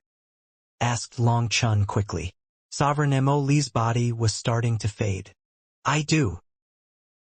Then can you tell me? I cannot. Why? I am not qualified. Sovereign Mo faded away after that. Long Chen's expression was lifeless. Even a sovereign was not qualified to speak of it? Was it really so exaggerated? Long Chen found himself outside the sovereign seal once more. He was staring into the mist ahead of him, only vaguely able to see the sovereign seal within. It was like everything had been an illusion. Long Chun was silent as waves battered his heart. Just what kind of origins did the 9-star hegemon body art have that even a sovereign was unwilling to expose any of it? Long Chun looked at the sovereign seal and the blood race's experts that were attacking it. A single seal was able to suppress the blood race for who knows how many millennia. The sovereigns were truly existences that could only be looked up to. Long Chun sighed.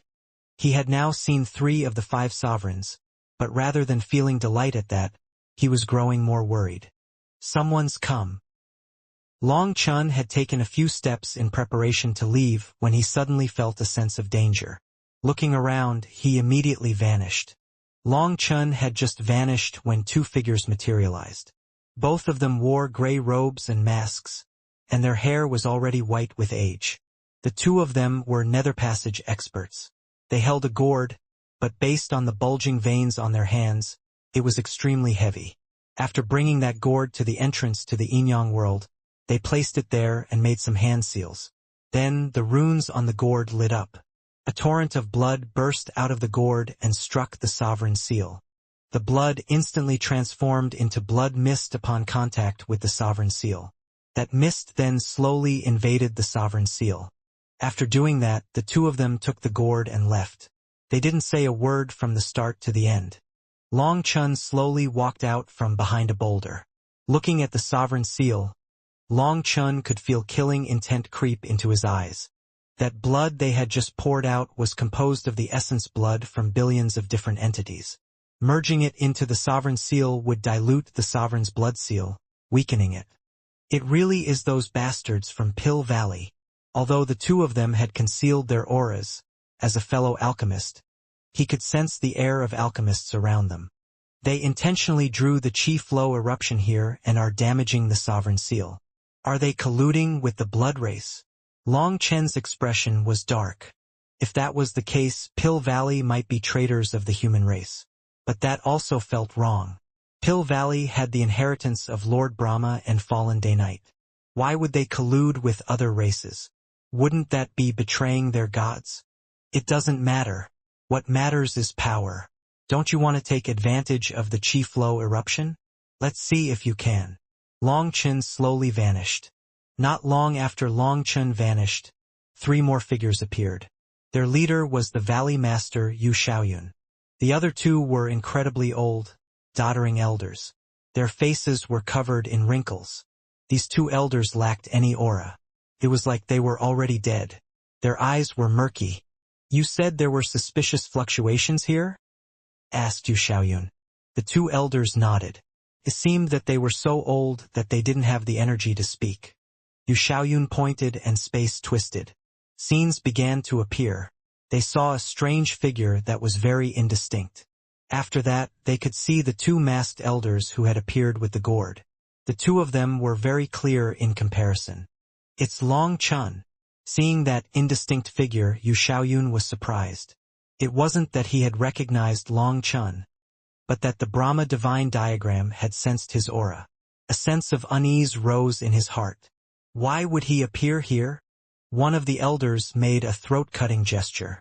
It seemed that he wanted to kill Long Chun to keep him quiet. He's too slippery. Without absolute assurance, we can't make a move. If he catches hold of any evidence to use against us, it will be troublesome. Moreover, the formation set up here isn't one from the Martial Heaven continent. No one would be able to suspect us. If we did react to this, it would be equivalent to admitting that it was us. Let's just observe for 2 days before doing anything. If there is no news from the Martial Heaven Alliance during those 2 days, it means that Long Chun isn't planning on sharing the secret with anyone else. We can think of something to eliminate him then. Yu Xiaoyun left with the 2 elders. The sovereign seal faintly appeared within the entrance to the Yin-Yang world, seeming to be an indifferent bystander. Long Chun wasn't able to stay calm as he left the entrance to the Yin-Yang world. Just what was Pill Valley's goal in doing this? Just how did this benefit them? If he could obtain proof, he could completely destroy Pill Valley and turn them into the continent's enemy. However, Pill Valley had come prepared. There was no evidence for him to use against them. Whether it was the extraction of people's essence blood in the Brahma secret realm or their arrangements in front of the Yin-Yang world, there was no substantial evidence that would point out that this was done by Pill Valley. The essence blood extraction in the Brahma secret realm had been extremely stealthy. Even Long Chun had barely sensed it, let alone others. As for what was happening in front of the Yin-Yang world, saying it was done by Pill Valley would just be empty words. Pill Valley wouldn't admit to it. Long Chun stealthily returned to the cloud-chasing heaven-swallowing sparrow race's territory. He then saw that the Dragonblood warriors had managed to awaken their manifestations. Every one of them looked eager for a fight. "Boss!" The Dragonblood warriors immediately ran over to Long Chun excitedly. "What, are you thinking of exchanging a few blows with me?" Long Chun smiled as he looked at these brothers of his. "How could we dare? Boss, I heard the brothers on that side are busy with work every day. Don't you think it's wrong for us to be lazing over here? We feel bad for them," said one of the squad leaders. "Give it up. You're more interested in the daily battles they get to have, right?" said Long Chun, laughing. "Feeling bad for them?" It was clearly jealousy. "Don't be impatient. You will also have a chance to go. We'll rotate through people so that everyone gets a chance," said Long Chun. The current wild world was a treasury for Long Chun and also a training ground. Not only were there magical beasts, but there was also the devil race. Good stuff like that naturally had to be shared with everyone. To avoid drawing other people's attention, Long Chun had asked Xia Chun to establish a transportation formation capable of crossing worlds. Naturally, it was expensive to construct a world-crossing transportation formation. When the Shen Dao sect had been reconstructed, Long Chun had added a world-crossing transportation formation to the spirit world. In truth, the only reason such a formation could be created was because the leader of the spirit race had given him one of the life god tree's leaves that allowed him to connect with the spirit world. The spirit race's leader had to use the energy of the life god tree to create an opening through the barrier between worlds.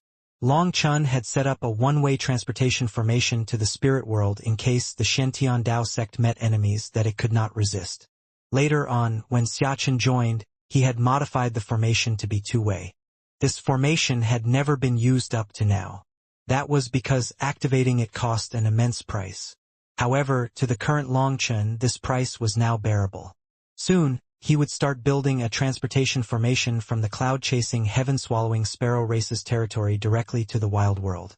Although the price was exorbitant, it would allow them to avoid going through the skyscraping world, reducing the chances of the original devil race being exposed. Hearing that they could go to the wild world later, the Dragonblood warriors cheered. Thereafter, Long Chun went into the seclusion area. Long Chun had just arrived when Meng Qi jumped into his embrace. Long Chun spun her around a few times happily.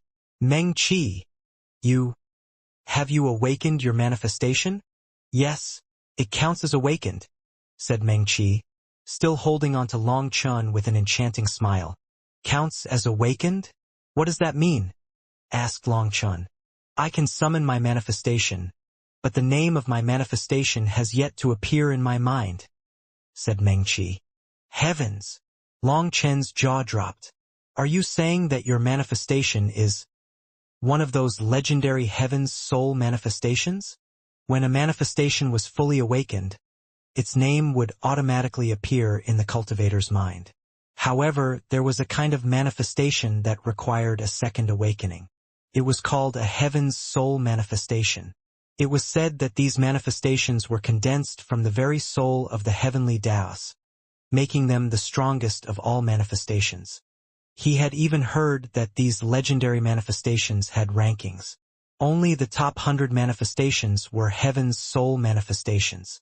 Legend had it that people with these manifestations could ascend to become gods or immortals in the future. Long Chun had never imagined that Mengqi would have such a chance. He fiercely kissed her and praised, "Mengqi, you really are my good wife. You're amazing." Mengqi blushed but was also proud. This manifestation would become a powerful support for her. Mengqi said that although her manifestation had not gone through its second awakening, her spiritual strength had completely transformed. It was said that those who completed the second awakening of a heaven's soul manifestation would comprehend their own unique heavenly Tao divine arts. Those divine arts were capable of shaking heaven and earth, making ghosts and gods weep. But no one knew any details about it because there were very few historical records of anyone possessing a heaven's soul manifestation. What about Chu Yao, Wan and Jiqiu? Have they awakened? Asked Long Chen. Not yet. For them to still not have awakened, it's very likely that they also have heaven's soul manifestations. Are you happy? Chortled Mengqi. I'm happy, very happy. Long Chen laughed. This was the best news. You'll have to be more obedient in the future, or Wan will put you in your place and we won't help you, teased Mengqi. Long Chen laughed. Once Tang Wan became stronger, he would have to behave better around her. Long Chen checked on Chu Yao, Tang Wan and Yi Jiqiu. He only looked at them from a distance to avoid disturbing them. They were surrounded by primal chaos. Light from the heavens blessed them. Long Chen was full of expectations for them. On the 7th day after he returned, the Wild World's transportation formation was set up, and Long Chen was just about to have Mengqi and the other Dragonblood warriors enter when a sudden challenge came. Seeing the challenge, Long Chen stared blankly. Just who would issue a written challenge to him? When he opened it, he found that the challenge wasn't issued toward him, but to Yu Zifeng. 3 days from now, in the Central Plains end of the Heavens Valley, Jian Wuchen of the Heavenly Sword Sect challenges Yu Zifeng. Who is Jian Wuchen? Why would he challenge Yu Zifeng? Seeing the challenge, none of the Dragonblood warriors understood.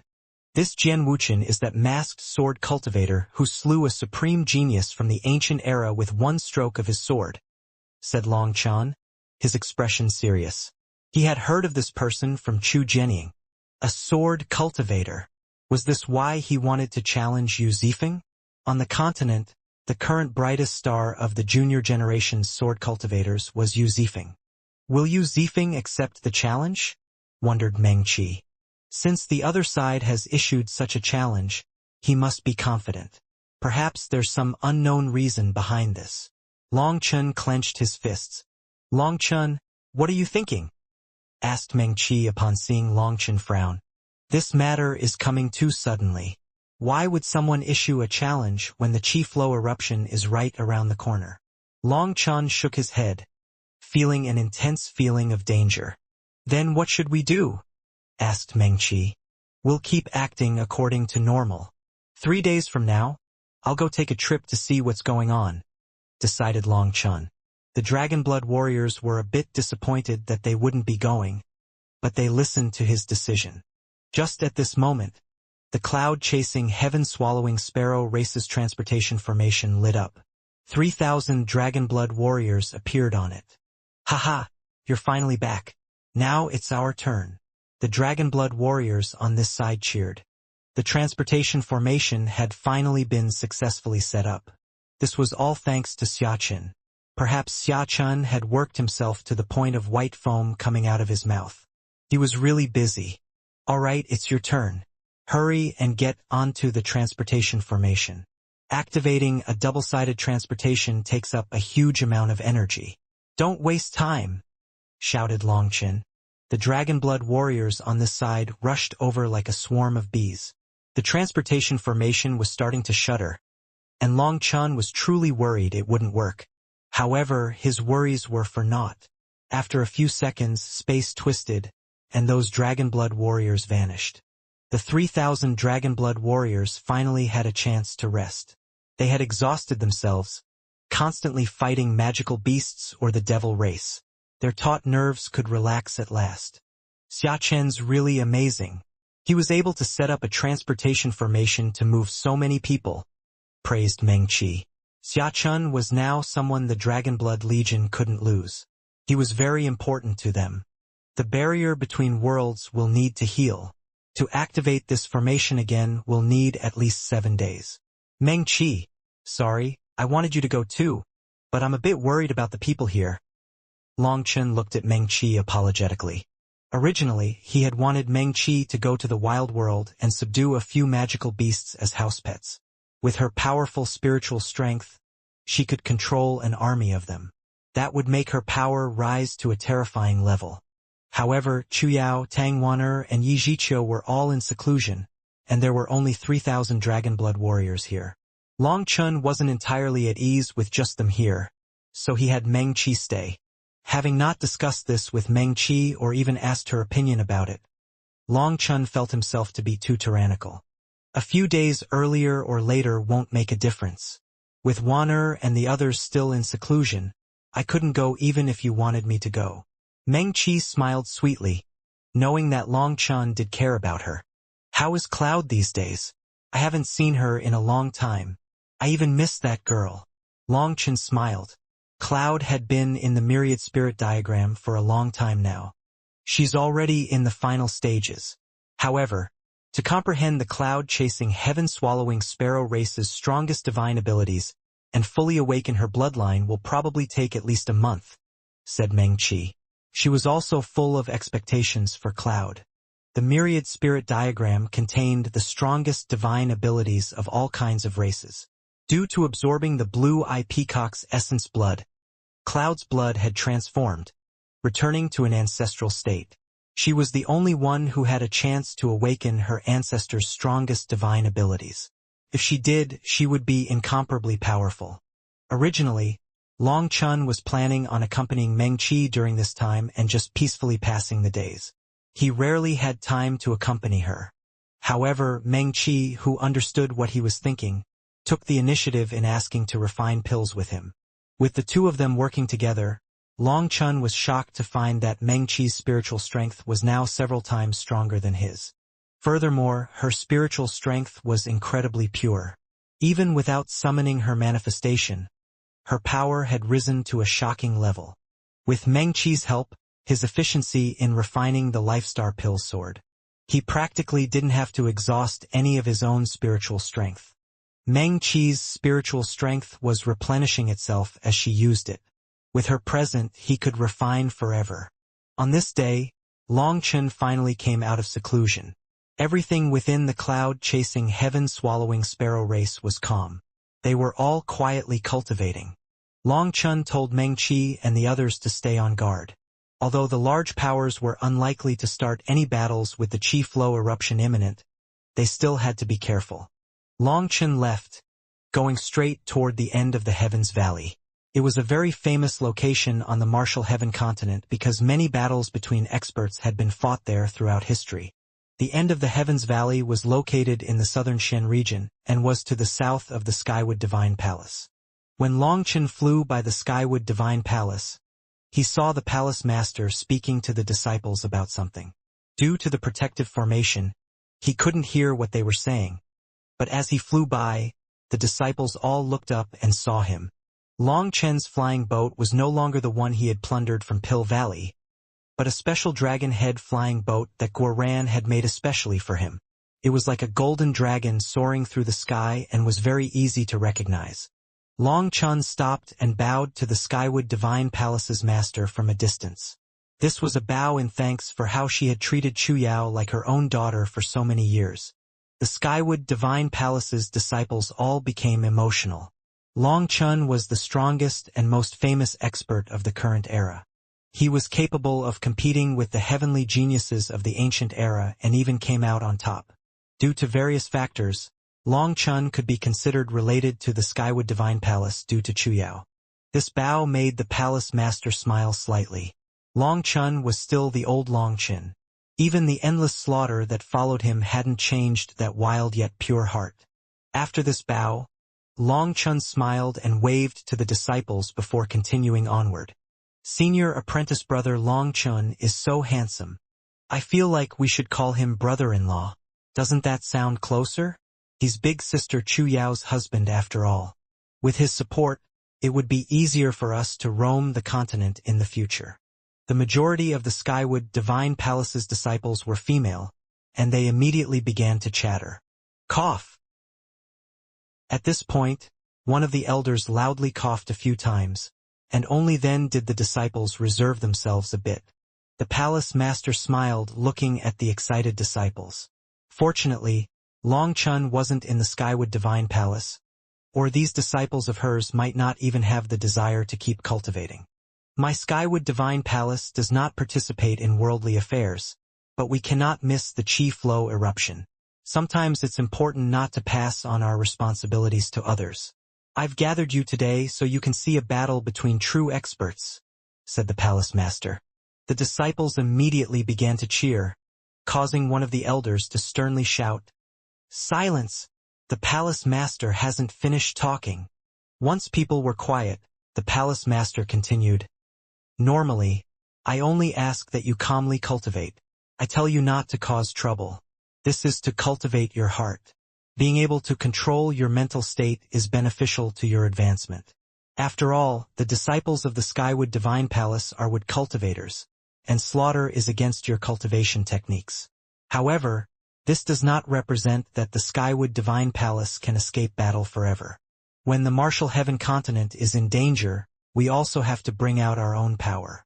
We cannot let an opportunity to strengthen ourselves go by. We have no intention of fighting against others, but we will not allow others to take away what is ours. I know some disciples from other sects have been provoking us these days, but I have not permitted you to attack them. That is because experts must know restraint. It is easier to counterattack when you patiently wait for an opportunity. You all saw Long Chun is going to a battle between two sword cultivators. It is now time for the Skywood Divine Palace to make a collective move as well. We'll show the world our power, or many people will want to bully us when the chi flow eruption occurs. The palace master slowly stood. She waved her sleeve, and 18 beautiful women wearing emerald green robes also stood behind her. Move out! The end of the Heavens Valley.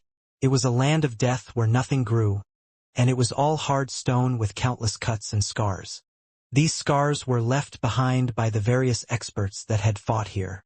Their remnant aura made it so no vegetation could grow here. Let alone vegetation, no insects or beasts would dare to get near here. They would be slain by the broken remnant laws. When Long Chun arrived, he saw a sea of people had gathered around the valley. Experts from various sects and powers had surrounded this place. Clearly, news of Jian Wuchen's challenge of Yu Zifeng had spread throughout the continent. A match between peerless sword cultivators wasn't a show that anyone wanted to miss. Startled cries rang out when Long Chen's golden flying boat appeared. Long Chen's come. Yu Zifeng is the 4th captain of the Dragonblood Legion. I wonder if Long Chun will make a move when the time comes. Unlikely. After all, Jian Wuchen is challenging Yu Zifeng. Unless Yu Zifeng doesn't come, no one will have a valid reason for interfering in their battle. Jiang Wuchen has never faced defeat. He's a genius who dominated a generation. As for Yu Zifeng, he's a brilliant genius, but he's from the junior generation. He hasn't reached the same level of prestige as Long Chun, so why would Jian Wuchen challenge Yu Zifeng? Isn't that a case of bullying the weak? That's true. Yu Zifeng is just a captain of the Dragonblood Legion. Jian Wuchen's challenge is a loss of status. You're all unaware. In truth, Yu Zifeng and Jian Wuchen are from the same sect. An old man suddenly opened his mouth. What?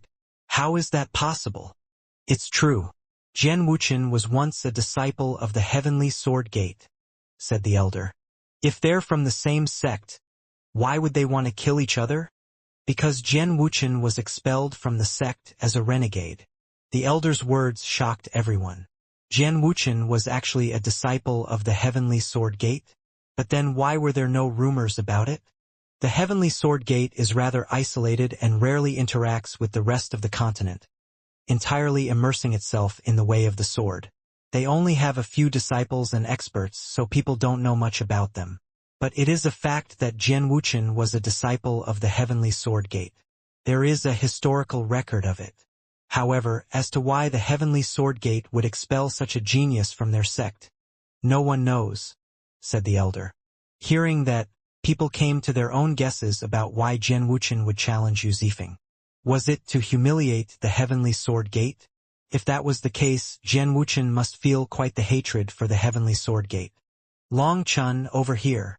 Long Chen's flying boat had just arrived when someone called out to him. Long Chun turned to see the fiery-figured Beitang Rushuang. Long Chen flew over and put the flying boat away. Before he could even open his mouth, Beitang Rushuang hatefully said, "Let me first warn you not to bring up anything romantic, or I'll shoot you into a sieve." Long Chen laughed. It seems that those words of his truly possessed destructive power. He actually made Beitang Rushuang afraid of them. Long Chun, this Jian Wuchen is quite powerful. Do you feel like your subordinate can win? Asked Beitang Rushuang. Let's make one thing clear first. Yu Zifeng isn't my subordinate but my brother. As for whether or not he can win, I don't know either. All I know is that Yu Zifeng's comprehension of the sword Dao is the most terrifying of everyone I've known. There shouldn't be a problem, said Long Chun. Do you know how strong Jian Wuchen is? Beitang Rushuang told Long Chun about Jian Wuchen's history. Based on what I've heard, the reason Jian Wuchen was expelled is because he didn't listen to his master's orders. He secretly went into the Heavenly Sword Gate's inheritance land and learned the Sword God Dao Canon. Why would he do that? As long as he stayed within the Heavenly Sword Gate, wouldn't he have learned it sooner or later? Asked Long Chun. I don't know. This information isn't entirely solid, said Beitang Rushuang. Only the Heavenly Sword Gate would know the exact details. But what I heard was that he was still at the Xiantian realm when he was expelled. I don't know if he encountered some miracle or if it was enlightenment from the Sword God Dao Canon, but his sword arts suddenly progressed explosively, allowing him to dominate his generation. In his era, he was an unrivaled existence. I heard he went to the Heavenly Sword Gate a second time, begging to be accepted, but the Heavenly Sword Gate locked their doors and refused to see him for 3 days and nights. It is said that in his fury, he swore to kill all the Heavenly Sword Gate's disciples. As a result, the sect master of that time personally went out to kill him in response. But it's unclear what happened afterward. Some say that Jian Wuchen was killed by the Gate Master, while others say that the Gate Master had mercy in the end and decided to accept him into the Heavenly Sword Gate. Either way, there are plenty of stories and no way to verify them. All that can be said is that after that, Jian Wuchen never reappeared in the world until now. I didn't expect that he would also have been sealed. He has regained the arrogance of a sword cultivator and slain quite a few people. It seems that this Jian Wuchen isn't a good egg then? Muttered Long Chun. Someone who would betray his sect and then curse the sect that had given him everything he had was definitely garbage. Although he didn't know much about the Heavenly Sword Gate, he knew that Ling Yunzi had joined it, and that Yu Zifeng could be considered Ling Yunzi's disciple, making him also a disciple of the Heavenly Sword Gate. With Long Chen's understanding of Yu Zifeng, he knew that if Yu Zifeng didn't feel any respect for the Heavenly Sword Gate, he wouldn't have accepted going there. I've seen him before. He is incredibly arrogant. It's irritating how he acts like everyone should be beneath his sword. If only I had a reason to, I really would want to test him. Beitang Rushuang patted the bow on her back. Clearly, Jian Wuchen hadn't left a good impression on her. However, by patting the bow, waves appeared on her chest. Long Chin took the sight in. Beitang Rushuang wore skin-tight black leather armor which clung tightly to her skin. That made Long Chin swallow hard. Brat, you want to die, is that it?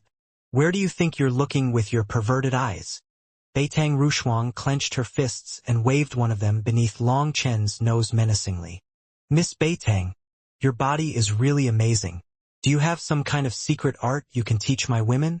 Long Chen ignored Beitang Rushuang's threat and praised her. You pervert. Beitang Rushuang turned red.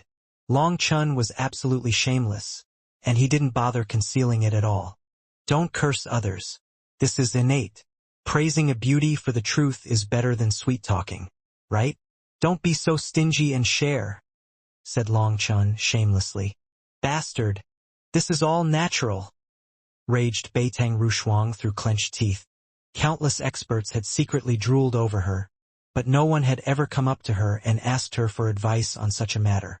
Fortunately, there wasn't really any pervertedness in Long Chen's eyes, or Beitang Rushuang might really bring out her bow and shoot holes through him. How regretful, sighed Long Chen. Bastard, if you keep looking, I'll tear your eyes out, warned Beitang Rushuang. Long Chen obediently pulled his gaze back. It was difficult because her body was extremely eye-catching. Looking behind her, Long Chen saw dozens of young disciples from the Beitang family, all of them being awakened Empyreans. Although they concealed their auras, Long Chen could still sense a powerful pressure from them.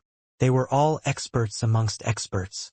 However, most of them were men, and they were glaring at Long Chen coldly with a trace of hostility. Long Chen realized that his teasing had been heard by them. It seemed that they were very dissatisfied with how he treated Beitang Rushuang. On the other hand, the few women didn't show any hostility. Instead, they seemed to be curious. Perhaps they couldn't imagine how this sloppy fellow before them was the Long Chen that had shaken the entire continent. Have you been busy lately? Beitang Rushuang relaxed slightly once Long Chen wasn't looking at her so hotly. Me? I'm not busy. I've repented and mended my eyes. I'm no longer killing people. I read some books and drank some tea. A while ago, I suddenly had an impulse to go chat with a sovereign about life, said Long Chen. The women behind Beitang Rushuang laughed, while the men looked at him disdainfully. You shouldn't brag every time you open your mouth. Good friends don't talk that way, said Beitang Rushuang. What? I'm not bragging. It's the truth. Fine, you don't have to believe it, said Long Chen indifferently. Can a person die from not bragging for a day? Tell me then, which sovereign did you go find for a chat? Asked Beitang Rushuang. It was with Dash. Suddenly, a ruckus occurred in the distance. Long Chen looked over, and his jaw dropped. Why would he come here? A handsome man with a bow was walking through the air gracefully. His every move possessed the air of an expert. Unfortunately, the trace of baby fat left on his face and the unconcealable shamelessness in his eyes broke that image. This person was someone that Long Chen hadn't seen in a long time, Immonyen. Immonyen swaggered over. Just the way he walked made people feel an urge to slap him. Immonyen's arrival caused a huge ruckus. It was like cold water had been thrown into a pot of boiling oil. Countless people glared at him while clenching their teeth furiously. They looked like they wanted to tear him apart. 10 years I wandered with my bow, my arrows causing heaven and earth to shake.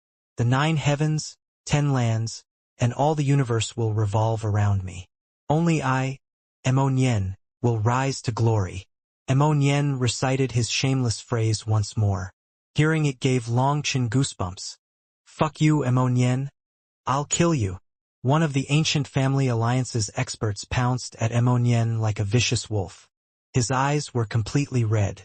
The experts of the ancient family alliance weren't the only ones infuriated by his appearance. Almost half of the experts present charged toward him. It was a shocking sight. Immonyen, you irredeemable fiend. How dare you rob my family's ancestral tomb? I'll tear you to pieces. Immonyen, I'll eat your flesh, drink your blood, and grind your bones to dust. Immonyen, your evil deeds have brought your death today. Those experts looked so angry that it was a bit frightening. It was like they were seeing the person that had slain their father. He is Immonyen? Asked Beitang Rushuang. I heard the two of you are brothers. You're really just as bad as each other. You're surrounded by enemies throughout the world, while he's detested by everyone. You two are a perfect match. Beitang Rushuang had very accurate information about everyone relevant on the Martial Heaven continent. An everlasting family naturally had to be up to date. Mo Nian in particular was a marvel. After all, it could be considered an unprecedented miracle throughout the Martial Heaven continent's history that a person could rob so many people's ancestral tombs without being killed. I feel like I'm a bit better than him. At the very least, I'm not hated to this extent. Long Chen rubbed his chin. Based on the reactions to their arrivals, he should be one level better. At the very least, he hadn't been attacked by half the experts present. Humph! A wild mob dares to speak such arrogant words? Mo Nian snorted. He waved his hand through the air, and a slender thread appeared in the air like a bowstring. Upon seeing that, Beitang Rushuang's disdainful expression became one of shock. The earth is my bow. The heavens are my string? Has he actually reached this realm? Mo Nian plucked the string. The void shuddered, and a ripple blew back the experts pouncing toward him. With just a wave of his hand, he blew back tens of thousands of experts like they were rotten wood. For a moment, everyone was stuck in stunned silence. Soaking in everyone's shocked gazes, Mo Nian clasped his hands behind him and solemnly said, I don't want to kill people, so don't force me. As for your ancestors' graves, that's because your ancestors once committed grave sins against my Mo gate. Enmities naturally have to be avenged, but as an upright person, I don't feel like misplacing blame. Your ancestors are the ones who made mistakes, so I haven't placed any enmity on you. Is getting justice from your ancestors underground wrong? You robbed our tombs, brought the corpses into the sun, and stole all the funerary objects. Mo Nian, how can you be so shameless as to make it sound righteous? Roars of fury rang out. Cough, you can't put it like that. Vengeance has interest too. After so much time, I naturally had to get some interest. Taking some of those things was simply correct.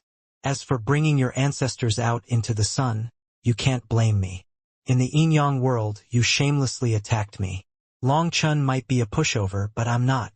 We originally had an agreement that he would kill the living while I dug up the dead.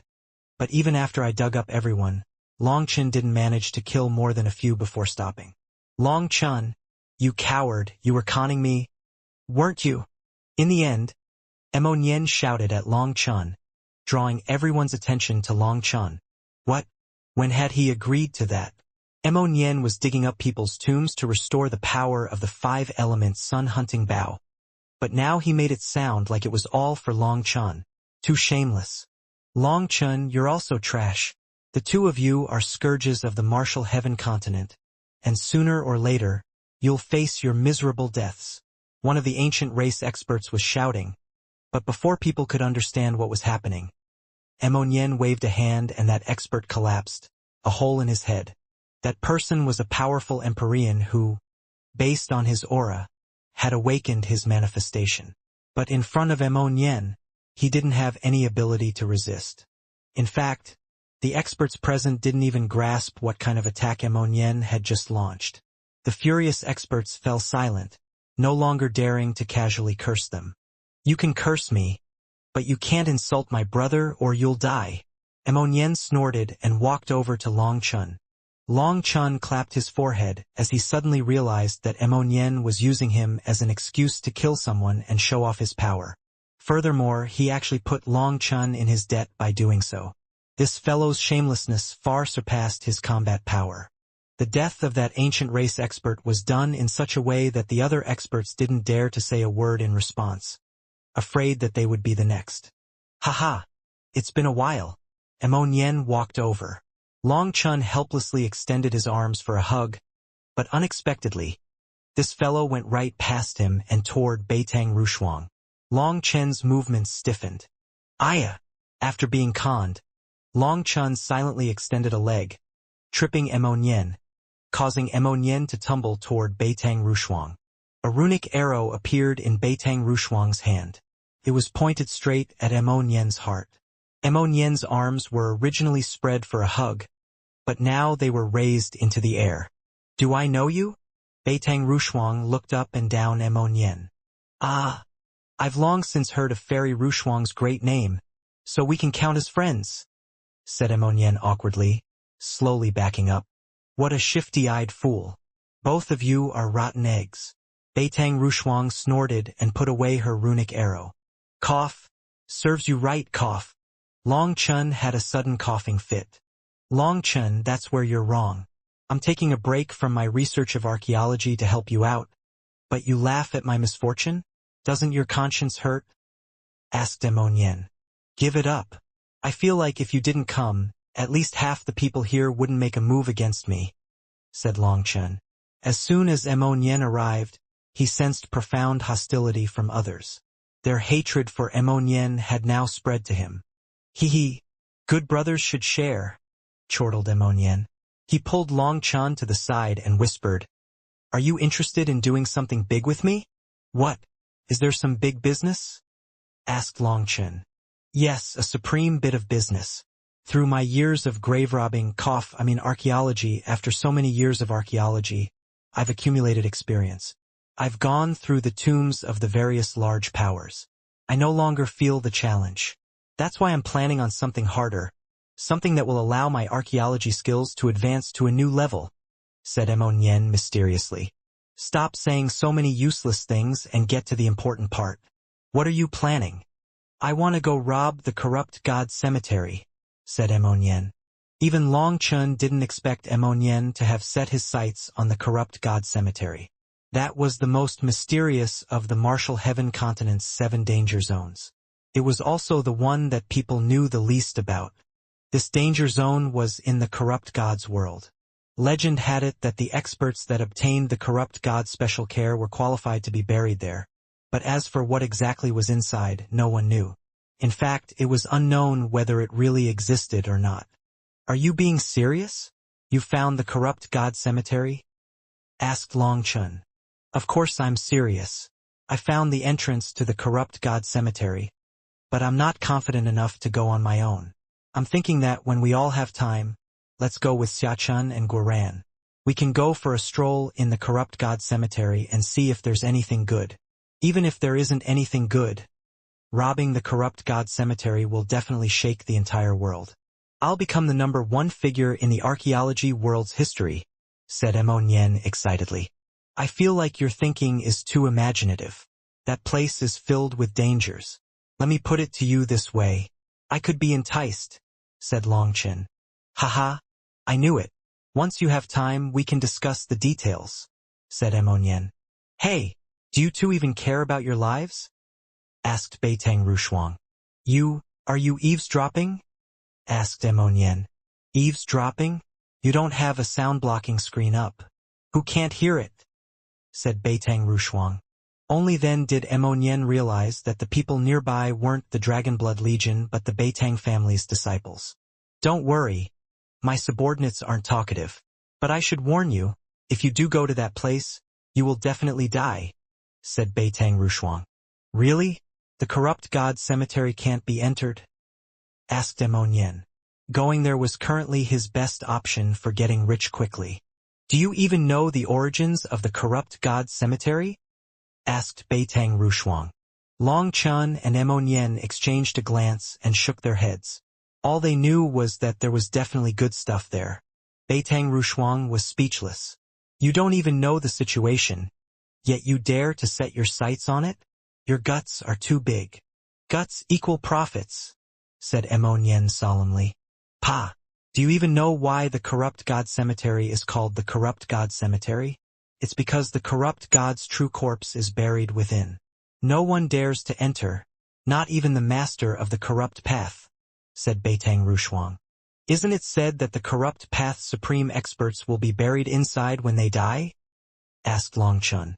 That's right, those old monsters of the corrupt path were definitely buried with some good stuff. Of course, I'm not doing this for those treasures but to research history. Yes, I'm a researcher of history, said Ammonienne.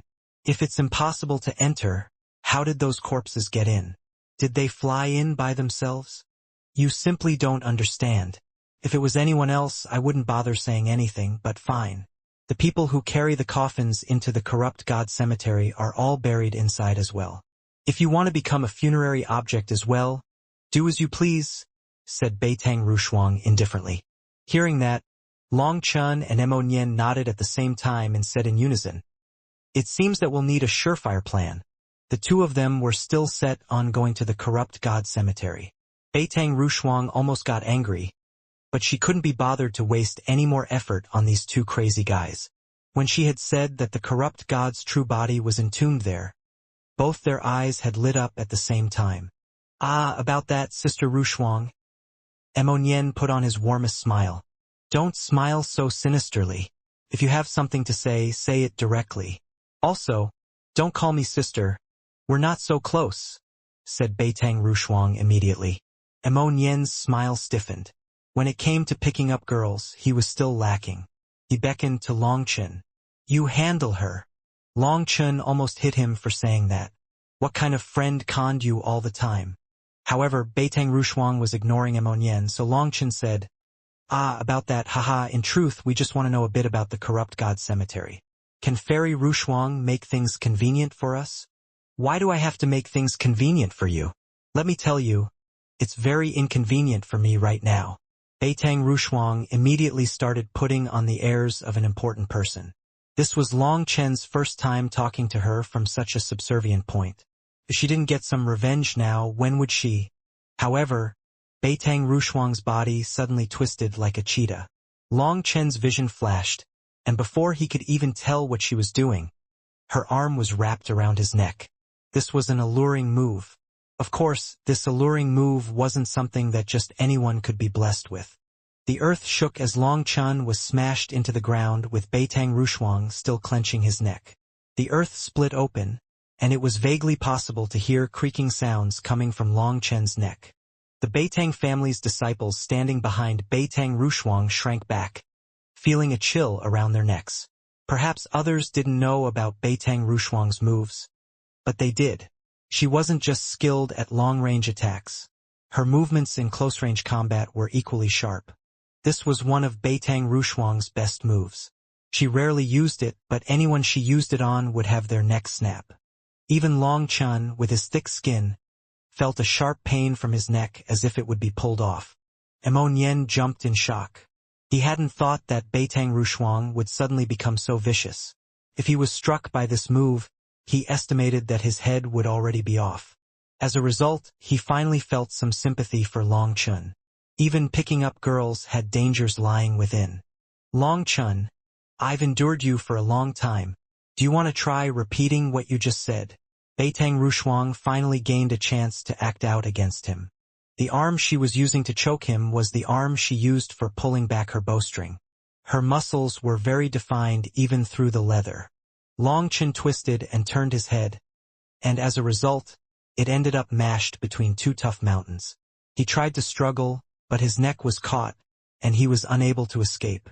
Beitang Rushuang was completely focused on venting by tightly clenching his neck. She forgot to take this awkward positioning into consideration. Long Chun kicked and flailed, but Beitang Rushuang refused to allow him to turn. Suddenly, she realized that another group of people had appeared nearby, staring at her oddly. Nangong Zuiyu had arrived. "Cough, sorry for intruding. We'll come back another time." Nangong Zuiyu turned and walked away.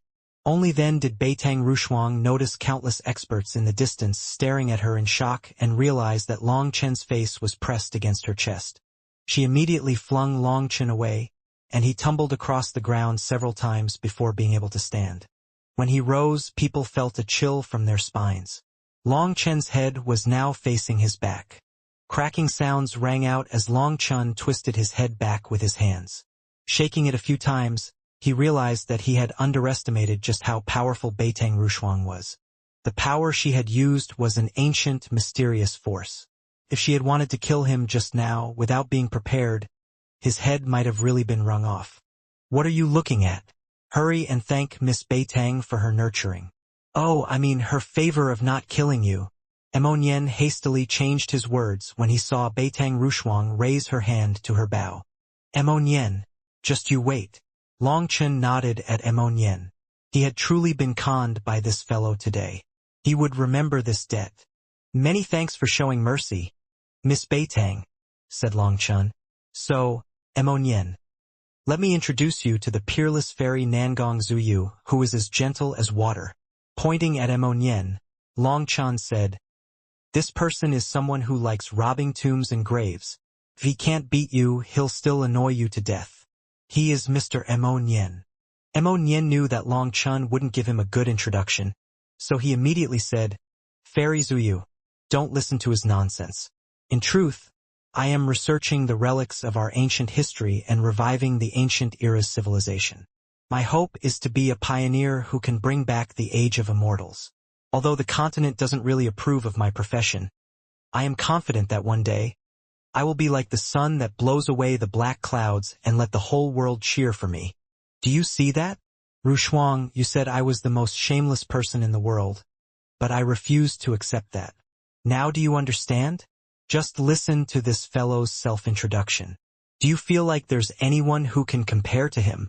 Long Chun seemed to have expected Emonian's words and immediately followed up. As expected, you're both more shameless than the other, said Beitang Rushuang. After encountering Emonian, she truly found that bestowing the title of the number one most shameless person in the world to Long Chun had been premature. Emonian wanted to argue some more, but Long Chun didn't give him a chance. He directly set up a sound barrier for the four of them to talk.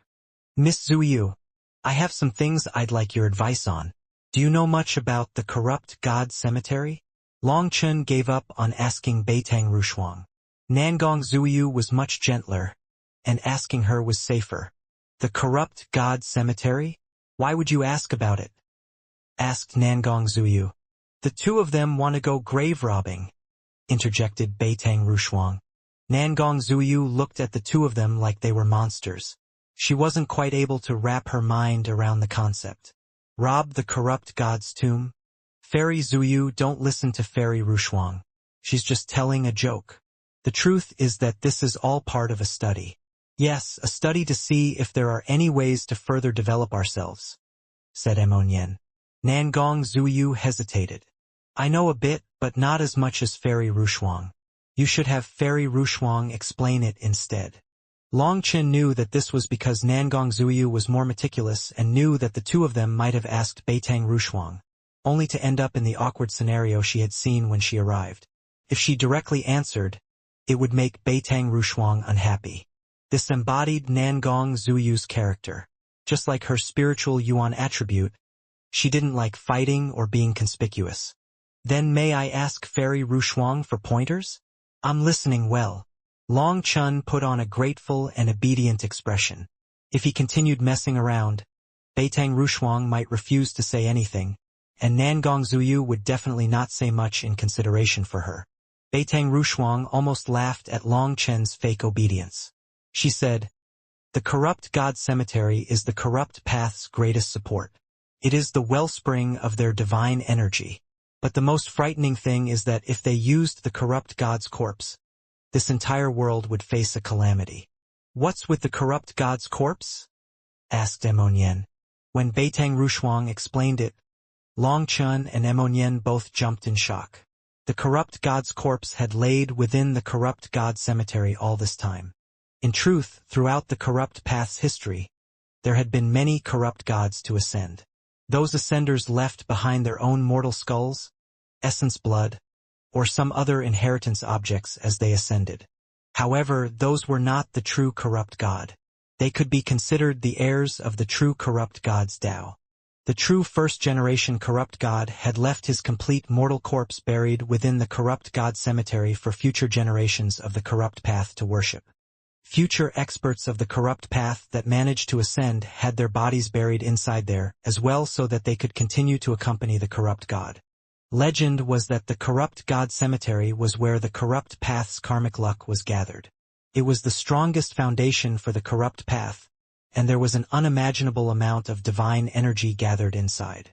If it was forced awake, then that corpse would probably absorb all the corrupt path's karmic luck to strengthen itself and then destroy the world. Is it really so terrifying? Long Chun and Emonian couldn't help asking. This had exceeded their expectations. It is. Even when the corrupt path was in a weak state, The righteous path did not dare to force them into despair because the entire world is afraid of the corrupt God cemetery. That is why they can run rampant and slaughter with the righteous path only being able to defend. They cannot strike deep into the heart of the corrupt path, said Nangong Zuyu. All right, then we'll shelve this matter. We'll go once we're stronger. No matter what, I have to go take a look at the corrupt path's ancestral tomb. This is my target, my belief, my life's greatest challenge. Yen clenched his fists and swore an oath. Even Nangong Zuyu couldn't help shaking her head. Had Yen gotten addicted to grave robbing? All right. Remember to call me when the time comes. Long Chen nodded. The corrupt path was a group of brainwashed madmen. He also wanted to see what the founder of this brainwashed organization looked like. Go then. Have the corrupt god's corpse bite you to death, said Beitang Rushuang irritably. Being bitten to death is better than being choked to death. Long Chen mumbled to himself and glanced at Beitang Rushuang's chest. Beitang Rushuang was lightning quick. Her fingers were like hooks clawing at Long Chen's arm. But this time, Long Chen was prepared and slipped away like a mud fish. Long Chen laughed inside. Did she think he would fall for the same move twice? When he was on guard, Beitang Rushuang wouldn't be able to grab him so easily. You shouldn't keep fighting. Dongfang Yuyang has arrived, said Nangong Zuyu. Long Chen saw a group of people slowly walking out of a flying boat that had just arrived. They caused quite a disturbance. Dongfang Yuyang was as handsome as ever. He nodded toward the maidens who cheered at his arrival. With his warm smile and pure white robes, it went without saying that he was truly elegant. Behind Dongfang Yuyang were 30-some disciples of the Dongfang family. Every one of them was very young, but they were fully awakened Empyreans. Quiet voices rang out, and as expected, Long Chen looked over to see a group of large figures walking over. Long Chen immediately recognized the one-eyed Shi Lingfeng. Shi Lingfeng also saw Long Chen, and his remaining eye smoldered with hatred. It seems that he's become much stronger. Long Chen was a bit surprised. His spiritual perception was telling him that Shi Lingfeng was more frightening than before. He has most likely started inheriting the Stone Emperor's abilities. You should be careful around him. He'll only get stronger, warned Nangong Zuyu quietly. Long Chen nodded. These ancient powers definitely couldn't be underestimated. Their foundations were extremely profound. The Pill Fairy has also come, said Yen. Looking at Long Chen, he sighed inside. Originally, he had thought that the two of them would end up together, but the Pill Fairy had gone from a kind person to a cold killer who wanted Long Chen dead. Following the Pill Fairy were the disciples of Pill Valley. The surprising thing was that these disciples were covered in divine flames and exceptionally fierce auras. They were all powerful flame cultivators. When did Pill Valley get so many powerful Empyreans? Long Chen was shocked. Each of these disciples was like a volcano ready to explode.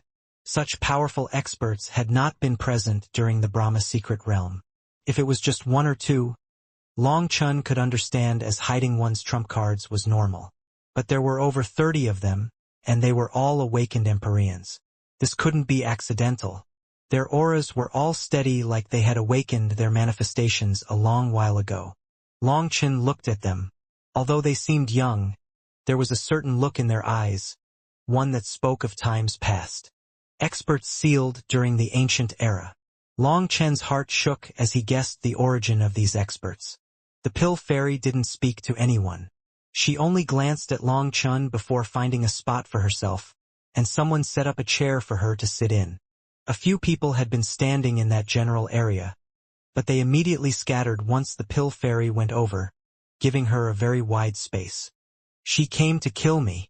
Long Chen had a helpless expression. How do you know? Asked Beitang Rushuang. The two of us control the same flame. Hence, the killing intent inside her can be sensed by my flame.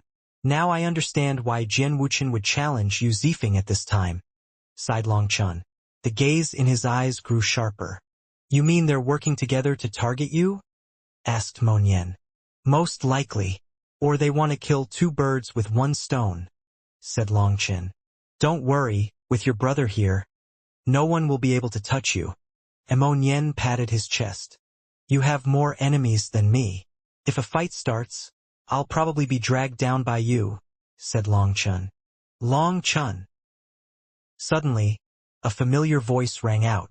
Yi Lingshan had also come, bringing with her 30 disciples wearing the robes of the Martial Heaven Alliance.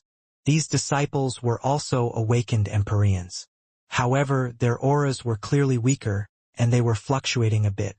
Long Chun knew that these disciples had just awakened their manifestations recently, and they had relied on medicinal pills. However, the pills that they had used weren't ones refined by him. They had been refined by the Huayun sect. The Huayun sect also had medicinal pills that could help an Empyrean awaken. However, their pills couldn't compare to a top-grade 100-flower Tao resonation pill, nor were they tribulation pills. Each person would need to consume 10 of these pills to greatly improve their chance of awakening their manifestation. The Huayun sect had announced the matter of these pills, which caused quite some waves. The fact that they had the power to refine 11th-tier pills was shocking, and with that ability, they had helped raise a new batch of experts for the Martial Heaven Alliance. These 30 disciples had become the perfect billboards for the Huayun sect. Wherever they went, they silently spread words of the Huayun sect's power. The Huayun sect was finally making a move and starting to stand on an equal level with Pill Valley in the medicinal pill market. Moreover, they also started wrestling away the business of the high-grade treasures. Countless sects that had once conducted business with them were bearing witness to the Huayun sect's true power. Senior apprentice brother Long Chun. Those disciples immediately bowed toward Long Chun worshipfully. Although Yi Lingshan was the future leader of the Martial Heaven Alliance, Long Chun was the pillar lifting that alliance up. I remember you. In the Yin-Yang world, you took a saber attack to protect your brother. Well done. Long Chun nodded toward one of those disciples and raised a thumb. That person had a long scar on his face, which had been left there by a blade from a corrupt paths expert. The insidious energy contained within it had left a scar on his face permanently. Long Chun still remembered it, as it had left quite an impression on him to see a disciple of the Martial Heaven Alliance take a blow for a fellow disciple. As a result, that disciple was moved beyond words just by the fact that Long Chun remembered him. Long Chun patted him on the shoulder. There was no need to say any more. The other disciples were also moved. In their eyes, Long Chun was a true hero, someone in touch with the common people. In their hearts, he was already like a god. Compared to other experts that gave off a cold feeling of aloofness, they preferred the likes of Long Chun and Ammonian who didn't care about their status. They were unconstrained by such affairs. Long Chun, my master warns you to be cautious. She feels like this challenge is too sudden, said Yi Lingshan to him quietly after greeting Beitang Rushuang and Nangong Zuiyu. Hey, Miss Lingshan, are you ignoring me? I'm so big. Is it possible that you didn't see me? Asked an aggrieved Ammonian. Yi Lingshan had forgotten to greet him. Yi Lingshan merely glared at him, indicating for him to not interrupt. Long Chun nodded. Yes, I feel the same way. Just at this moment, rumbling rang out from the sky. A giant war chariot came flying over like a shooting star. It's the Shiman family's heaven-piercing war chariot. Shiman Tianxiong must have come, said Beitang Rushuang, startled. The heaven-piercing war chariot was an important treasure of the Shiman family. It possessed immense divine power that put it on the same level of fame as the Dongfang family's ancient city. Legend said that it was made of a star that had come from beyond the heavens. This history was ancient. When the heaven-piercing war chariot landed on the ground, the earth shook. The door opened, and a tall, muscular man walked out. He had large eyes and bushy eyebrows. His figure looked like it had been carved by a knife. That's Shiman Tianxiong, said Beitang Rushuang. Shiman Tianxiong was the Shiman family's strongest genius of its entire history. His era had been even earlier than Nangong Zuiyu and Beitang Rushuang's times. When he reached his peak, the others had yet to be born. It was said that he was the first peerless genius to appear after the five sovereigns. His existence could not be taken lightly. His gaze sharply swept through the crowd. When he saw Dongfang Yuyang and the others, he merely paused ever so slightly. But upon seeing Long Chun, he narrowed his eyes and directly walked over. You are Long Chun? Long Chun was already used to people targeting him, so he indifferently said, "If you have something to say it." Shimin Tianxiong nodded.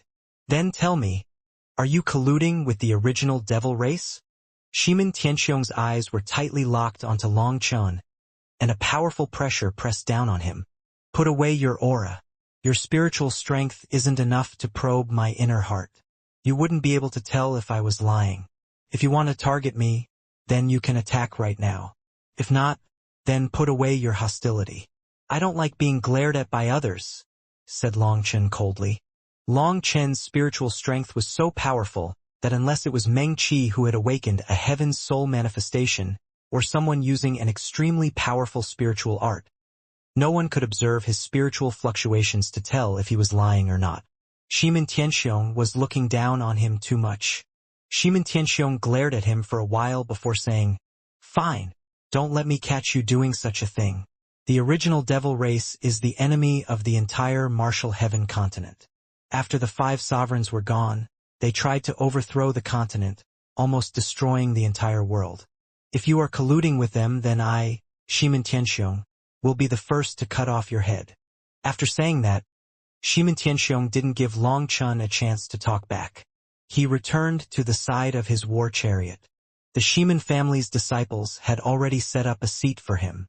Shimin Tianxiong sat, closing his eyes in meditation. "This fellow's plenty arrogant," said Nian irritably.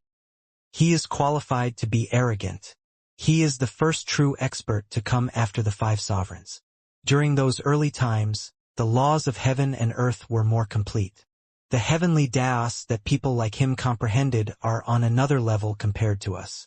We might be on the same level right now because we're all at the first heaven stage of life star, but once the chi flow eruption occurs and everyone goes all out absorbing it to increase their power, the difference will become clear. So even if you want to make enemies, there's no need for you to turn him into one as well. Long Chun, you don't even know how many low-key figures are currently waiting for the chi flow eruption to bare their fangs," said Beitang Rushuang. Even someone as strong as her felt a bit regretful about being born in the wrong era. After the time of the 5 sovereigns, the laws of the heavenly daos had started to break down. Spiritual chi had grown sparser, and resources had diminished. Even after all these years, no one had managed to rise to a level anywhere near a sovereign or even an emperor. That showed the decline of the martial heaven continent. With each era, the experts of the continent grew weaker. Long Chen's era was considered a declined era, and this chi flow eruption was likely the last chi flow eruption of the continent. If no sovereign-class expert appeared after the chi flow eruption, then the entire martial heaven continent would be destroyed. These geniuses of the ancient era had bet their entire lives on this chi flow eruption. This was everyone's last chance. "Being courteous to them won't help me," said Long Chun. "The important thing is that I don't have their foundation. I don't have a powerful sect or family to support me. The more courteous I am to them, the more they'll think I'm afraid, so I'd rather be direct." As they spoke, more experts gathered. Quite a few people went to greet Dongfang Yuyang, showing just how influential he was. "Curious, why don't I see Kuan Pengzi around?" asked Nian. "Last time, that fellow chased me and made me cough up blood. I was preparing to get even with him this time." "You fought against Kuan Pengzi? Who won?" asked Beitang Rushuang, startled that this wretched fellow could fight Kuan Pengzi. "It couldn't count as a fight. I just happened to run into the Shen Beast's sacred land. My hands were a bit itchy, so I was thinking of going through it, but the Shen Beasts are too petty. A large group of them came out to kill me, and amongst them was Kuan Pengzi. I couldn't beat them, so after exchanging a few blows with him, I ran. I even coughed up a few mouthfuls of blood. I was going to return the favor today," said Nian hatefully. "You ran into the Shen Beast's sacred land? Are you referring to the Peng Emperor Spirit platform?" asked Beitang Rushuang, eyes large in disbelief. "Yup." "You wanted to rob the Peng Emperor's burial ground? That's where the flesh of the Peng Emperor resides. It is jointly worshipped by all the Shen Beasts, and you dared to rob it." Beitang Rushuang continued to look at Nian like he was a monster. "No, it wasn't robbery but a misunderstanding. My profession simply requires me to study things this way, said Nian hastily to correct her. Beitang Rushuang was speechless as she looked at Nian. Then she looked at Longchen. It was no wonder the two of them had become good brothers. They were both crazy. Just at this moment, the crowd burst into startled cries. Yu Zifeng had arrived. Yu Zifeng immediately came to Longchen's side. Boss, Brother Mo, do you know what's going on with Jian Wuchen? Why is he challenging you? Asked Longchen. He is a traitor of the Heavenly Sword Gate. After coming out, he slew 2 disciples of the Heavenly Sword Gate that were experiencing the world. This public challenge toward me is his attempt at humiliating the Heavenly Sword Gate. As a former disciple, he knows the pride of sword cultivators, and he knows that the elders can't touch him without dirtying themselves. So when his challenge arrived at the Heavenly Sword Gate, I directly agreed. This time, I'll clean up the doors of the Heavenly Sword Gate, said Yu Zifeng. Yu Zifeng was rarely angered, but this time, his eyes were filled with surging killing intent. He would not tolerate Jian Wuchen's despicable method of blaspheming the Heavenly Sword Gate. Longchen nodded. All right, once you kill Jian Wuchen, I'll celebrate with you. Yu Zifeng also nodded. He walked toward the center of the valley and sat on a rock. He didn't say another word. Longchen, are you really not going to warn your brother? Jian Wuchen is an extremely terrifying person, said Beitang Rushuang. Longchen shook his head. There is no need for that. As a sword cultivator, he doesn't need to know how strong his opponent is. He just needs to understand his sword. Even Longchen had to be somewhat afraid of fighting Yu Zifeng. When he had learned the 8th form of Split the Heavens, he had finally understood the essence of Yu Zifeng's sword Dao. In that aspect, Yu Zifeng had long since surpassed him. Yu Zifeng was the most miraculous existence in the Dragonblood Legion, and also the existence that could not be estimated. Ever since Ling Yunzi had wiped away the power of the heavenly Dao fruit in Yu Zifeng's body, his spiritual yuan, soul, and even the power of his astral space had become lacking. He was normally as weak as a piece of paper. But when he took out his sword, he became a completely different person. Someone so powerful that even the heavens could not constrain him. He was an existence of limitless possibilities. He didn't need his spiritual yuan. He didn't need his spiritual strength. He didn't need his astral energy. All his power came from his sword. With Yu Zifeng present, the Dragonblood Legion understood what a true sword cultivator was. Their entire bodies and souls were devoted to their swords. It was a completely incomprehensible cultivation path for others. Yu Zifeng was the 4th captain, but on the contrary, his power was the greatest amongst the 4 captains. When he took out his sword, there was nothing he could not cut, not even the heavenly Daos. Seeing Yu Zifeng now, Longchen felt him to be like a sheathed sword. His aura was retracted, so he must have progressed even further in the Heavenly Sword Gate. In this state, even Longchen wouldn't say that he could win against Yu Zifeng, so he wasn't too worried. Longchen, there's one thing I find curious. Why is it that with so many monsters in your Dragonblood Legion, they all admire you so much? Asked Beitang Rushuang. She saw that Yu Zifeng had entered a state of forgetting everything but himself, a realm of being one with the heavens. Because I give them food to eat, a place to live, and money to spend. I bring them to plunder money, I drink with them, I provide them with all the basic necessities, so they're naturally doing well with me. What, are you moved as well? If you are, you should leave the Beitang family and join me. I guarantee you'll have good food and drink for as long as you want. You won't need to be afraid while walking the streets, said Longchen. Beitang Rushuang immediately became scornful. How could she, the genius of an illustrious everlasting family, go with him? Ha ha ha! Quite a few people have come today. Excellent. Then I'll show the world just how unfit the Heavenly Sword Gate's name is. Suddenly, wild laughter rang out, causing everyone to look up at the sky. Up in the sky, a white-robed man with a sword on his back appeared. His face was fair and not bad-looking. He seemed like an untamable horse, like a sharp sword that would cut anyone who touched it. Just looking at him was painful. The curious thing was he actually had a bandana covering his forehead. This person was Jian Wuchen. With him standing there, Everyone could vaguely see millions of streaks of swordlight slicing the void around him. You Zifeng? Humph. Come out and face your death. I'll show the entire world that the Heavenly Sword Gate is just a group of conceited incompetents. Jian Wuchen looked down at Yu Zifeng disdainfully with a trace of hatred. Yu Zifeng slowly opened his eyes and stood. A traitor also dares to say such words. If that senior of the Heavenly Sword Gate hadn't accepted you back in the day, you'd have long since starved in the streets. You don't know gratitude. But worse, you betrayed your sect, slaughtering your fellow disciples. Such a person is worse than a beast. Are you trying to make a joke? They accepted me because of my talent in the Sword Dao. Later on, they saw my talent surpass them, making them jealous, and they refused to transmit the true divine arts of the Sword Dao to me. Why would I stay in such a narrow-hearted sect? The Heavenly Sword Sect is filled with sanctimonious experts. I'll expose you bit by bit, showing the world that even without the nurturing of the Heavenly Sword Sect, I can still walk to the peak of the Sword Dao. A pearl's light can't be covered up by weeds. Your blood will show the world just how blind the old fellows of the Heavenly Sword Gate were to miss a peerless genius like me.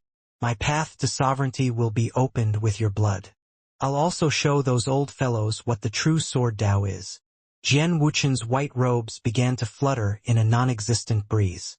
A sharp sword intent rose. The void rumbled as his aura rose bit by bit. Your path to sovereignty? You think wearing white can make you a sovereign? White clothes won't cover up your black heart. You are the scum of sword cultivators. The seniors of the Heavenly Sword Gate at that time let you off, hoping you would change your ways, but you continued in your wrong ways. Today, I'll clean up the garbage of the Heavenly Sword Gate, said Yu Zifeng, his voice growing colder and colder. His hand slowly reached for the sword on his back, and an invisible power spread. Bullshit. You're all self-righteous idiots. I'll kill you. The space behind Jian Wuchen suddenly exploded, and his manifestation appeared. There was a giant sword in it.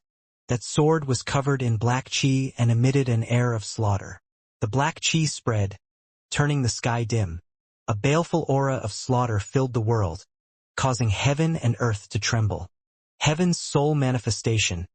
Devil's sword pierces the firmament. Someone let out a startled cry. A heaven's sole manifestation was much more terrifying than an ordinary Empyrean's manifestation. An ordinary Empyrean's manifestation absorbed the energy of the heavenly Daos for their own use. It was a kind of support, but a heaven's soul manifestation was something that drew the very spirit of heaven and earth into the manifestation. Divine light gathered around Jian Wuchen. He seemed possessed by the devil's sword in his manifestation, and a sinister light appeared in his eyes. This Jian Wuchen has already deviated from the Sword Dao. He walks a kind of devil Dao. His heart devil is too strong. In pursuit of greater power, he has abandoned all morals. Although he awakened a heaven's soul manifestation, it is not the true Sword Dao. For him to become a sovereign is an idiot's dream, said Long Chun. You are correct. The seniors of the Heavenly Sword Gate ordered him to stop cultivating and meditate because they saw this. However, he refused to listen to their advice and even assumed that they were jealous of his talent, causing him to feel resentful. In the end, he betrayed his sect and killed his martial brothers, said Nangong Zuiyu. Long Chun saw through him accurately. Although he didn't know Jian Wuchen, just this first encounter was enough for him to see the latter's inner heart. It's too bad that the Sword Dao is different from other Das. Everything depends on your own comprehension. If someone gives a genius too many pointers, it will only backfire and destroy them. So even though Jian Wuchen has a heart devil, others were only able to vaguely warn him. If Jian Wuchen had recognized his own heart devil, perhaps he wouldn't have betrayed his sect, said Beitang Rushuang. It's useless. Mountains and rivers may change, but people don't. You can cultivate your Dao, but you can't cultivate your character. Some people may appear to change like a weak person who acts good until they act bad once they're strong. But their character didn't change, only the circumstances did. Long Chun didn't agree with Beitang Rushuang's view. The stronger someone was, the more they felt that they could do whatever they wanted. Up in the sky, Jian Wuchen's aura was growing stronger. A suffocating feeling pressed down on the experts around. Jian Wuchen didn't immediately attack. Instead, he slowly released his own power, using his aura to corrode Yu Zifeng's will. He didn't just want to defeat Yu Zifeng. He wanted to kill him with absolute superiority, to show the world just how foolish a decision it had been for the Heavenly Sword Gate to expel him. Yu Zifeng was like a boulder, unmoving in the face of Jian Wuchen's ever-rising aura. His hand was on his hilt, and in that moment, his aura vanished. It was like he had become one with heaven and earth. I heard Yu Zifeng is the same as Long Chun. He's not an Empyrean or even a celestial. He can't summon any manifestation. What a freak. Even without the blessing of the heavenly Daos, he's reached his current level. It's just unknown whether or not he can actually defeat Jian Wuchen. Jian Wuchen's heaven's soul manifestation hasn't even done anything yet. Just this aura is enough to crush a normal person's will. People began to quietly discuss things as they watched the two people in the air. Many people frowned at Jian Wuchen because a master was to be respected. This was true in the human race, the ancient races, and amongst the Shen beasts. Traitors weren't accepted in any race. They were extremely hated. So even though Jian Wuchen was a supreme genius from the ancient era, very few people acknowledged him. The righteous path might acknowledge a powerful enemy but not a traitor. In many people's hearts, they hoped for Yu Zifeng to defeat Jian Wuchen. But they knew that this hope was minuscule. After all, the eras were different. Yu Zifeng was just a titular disciple of the Heavenly Sword Gate, and his true status was the fourth captain of the Dragonblood Legion. Hence, he hadn't been constantly cultivating in the Heavenly Sword Gate. His fame and foundation were far too lacking compared to Jian Wuchen. If Yu Zifeng is defeated, will Long Chun make a move? Impossible. Challenges between experts are fights to the death, and Yu Zifeng wants to clean up the name of his sect. Even if Yu Zifeng is killed right in front of Long Chun, he can't interfere. Experts have their own dignity that is more important than their lives. If Long Chun interferes, Yu Zifeng might prefer to have died. Sigh. That really is regretful. Boom.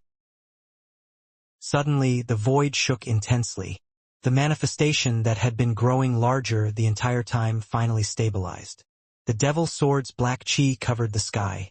The manifestation was now over 10 times larger than before. Space had frozen, and even time felt like it was close to stopping. Even the experts outside the battlefield no longer felt comfortable at this distance and retreated further. Being within the range of this manifestation made them feel uneasy. As if within this range, Jian Wuchen's sword might land on their heads with a thought. In the face of this terrifying manifestation, Yu Zifeng was still silent, simply holding his sword. You should thank me. Just now, through my manifestation, I displayed my sword Dao to you. It's the first time I've displayed my sword Dao so clearly since awakening my manifestation. How is it? Do you feel despair? Jian Wuchen's hand also clenched over his sword hilt.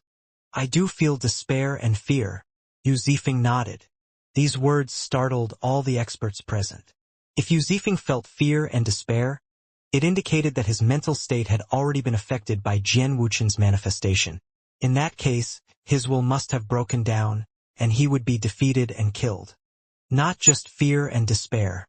I can also sense your inner heart's greed and desire. You've always coveted the sword god Dao Canon but were never able to obtain it.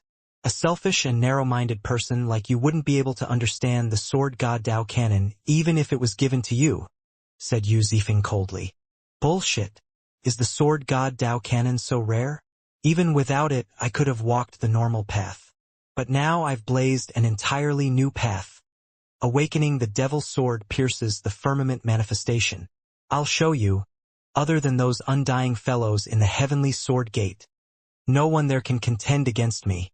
Jian Wuchen's face twisted, and his sword suddenly came out of its sheath, unleashing sharp, cold rays of sword chi. A brilliant streak of light slashed toward Yu Zifeng. A sword slashed through the air, and dazzling sword light lit up the sky. In his fury, Jian Wuchen unleashed his sharpest attack right from the start. Yu Zifeng's sword also came out of its sheath. There was no sword light, but his sword was like a streak of lightning, so fast that it was inconceivable. Boom! The laws of the world shattered. Divine light exploded like a firework. Nothing more than a flashy technique. It has the form but lacks the soul of the sword. As expected, after leaving the heavenly sword gate, you stopped being a true sword cultivator. Today, I'll have to kill you. Suddenly, Jian Wuchen's attack shattered, broken by Yu Zifeng's sword. This seemingly ordinary swing of his sword with no manifestation backing it had broken Jian Wuchen's attack, shocking the experts present. Just where was his power coming from? It was just a probing blow. What are you so pleased about? How childish. Have a look at my self-created 13 life-seizing swords. Jian Wuchen's sword quivered and suddenly slashed down on Yu Zifeng. The second slash then swept out and a third followed. Yu Zifeng's left hand was in a sword seal as the sword in his right hand repeatedly slashed out. The two of their swords clashed repeatedly, each time causing violent rumbling. After the 12th slash, Jian Wuchen's sword moved with the sound of a wild storm. His power had risen with every slash. When Jian Wuchen's 13th slash arrived, Yu Zifeng suddenly let out a cry. Waves of divine light appeared on his sword as he became one with his sword. His sword struck Jian Wuchen's. Sword light tore through the air. The two of them retreated at the same time. Heavens! Jian Wuchen is injured. Someone let out a startled cry. A ray of sword chi had pierced Jian Wuchen's shoulder, turning his white robes red. I already said your techniques have form but lack soul. This was no different from your probing blow. You've already deviated from the sword Dao. You place the emphasis on your spiritual yuan, your heavenly Dao energy, but you've forgotten the foundation of a sword cultivator, the sword in your hand. You view your sword as nothing more than a weapon. You no longer even view it as a companion or an extension of your life. So, your techniques are like a fangless viper, a clawless tiger. Everything is empty. Did the seniors of the Heavenly Sword Gate not tell you that once you choose to be a sword cultivator, your sword is your life? If you had believed them, your sword would have blessed you with limitless power. Yu Zifeng's voice resounded through the air, every word entering deep into people's minds and hearts. The sword users especially were moved. Yu Zifeng seemed to be expressing the core principles of the Heavenly Sword Gate. However, while it might sound easy, just how many people could really entrust their own life to their weapon? A weapon was used to be controlled, not the other way around. The Heavenly Sword Gate's teachings are all a con. The true secrets lie within the Sword God Dao canon. But that is hidden in the hands of those undying fellows. They cultivate it themselves and refuse to teach it to others, conning people with some dog's hit logic. I'll show you just how false their promises of using the sword to control the heart and become divine are. The sword exists to be controlled. The strongest thing is the person, not the sword. Using a supreme power to control the sword is the correct path, and I'll prove it right now by toppling all the powers you've ever seen. That sword in your hand won't be able to receive a single attack. The devil sword in Jian Wuchen's manifestation suddenly vanished. In that instant, the sword in his hand became black as ink, and a pair of black wings appeared on his back. Ha ha ha! Jian Wuchen laughed wildly, his voice shaking people's ears like thunder. Black devil chi covered his body. He now appeared to be a devil king. His icy voice rang out. When I was forced out of the Heavenly Sword Gate, I swore to wash the Heavenly Sword Gate with blood and erase that fake sect from this world. Do you see? Even the heavens are helping me. Just as I was being hunted down by experts and in despair, I awakened a heaven's soul manifestation. Do you know what this means? It means that even the heavens support me, that the heavens believe that I am correct. Yu Zifeng, you are simply a tricked fool. What can you take out to fight me? Yu Zifeng shook his head. So what if the heavens support you? In the Dragonblood Legion, every warrior dares to fight against the heavens. The heavens are beneath my boss. As for you, being a traitorous dog that obtained the recognition of the heavenly Daos only proves that the heavens are blind. These words were exceptionally shocking to the experts present. It was like Yu Zifeng was publicly challenging the heavenly Daos. Was he not afraid of his next heavenly tribulation becoming heavenly punishment? The higher the cultivation base, the more a cultivator had to respect the heavenly Daos. That was because the heavenly Daos paid more attention to them, and if they did something wrong, it would come with consequences. Long Chen smiled. It seemed that Yu Zifeng was truly angry. He never talked this much. He might have said more words here than all the words he had ever spoken since joining the Dragonblood Legion. Nangong Zuiyu and Beitang Rushuang looked at Long Chen at the same time, sighing inside. As expected, the leader raised similar soldiers. With the boss being so unruly, the subordinates would also be unconstrained. We'll see how long you can act tough. Jian Wuchen slowly raised his black sword. The black chi surrounding him exploded, burning like black flames. Once his wings moved, he sped up like a black streak of light, piercing through Yu Zifeng before anyone could react. It all happened too quickly, too suddenly. It's a spatial distortion.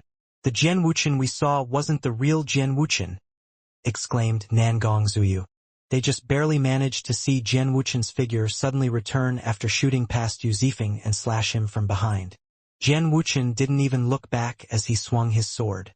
Even more incomprehensible was that Yu Zifeng also simply slashed his sword behind him without looking. Boom! Huge ripples spread as Yu Zifeng's sword shattered the void. People saw a black sword and then Jian Wuchen's figure. But then Yu Zifeng suddenly swung his sword forward, just barely blocking Jian Wuchen's black sword again. What is going on? People were flabbergasted, completely unable to understand this battle they were witnessing. How was it that there were two Jian Wuchens, one in front of Yu Zifeng and one behind? It didn't look like an afterimage or a clone. This is the result of spatial displacement. Jian Wuchen's attack has caused spacetime to divide. The order of spacetime is disturbed by his sword light.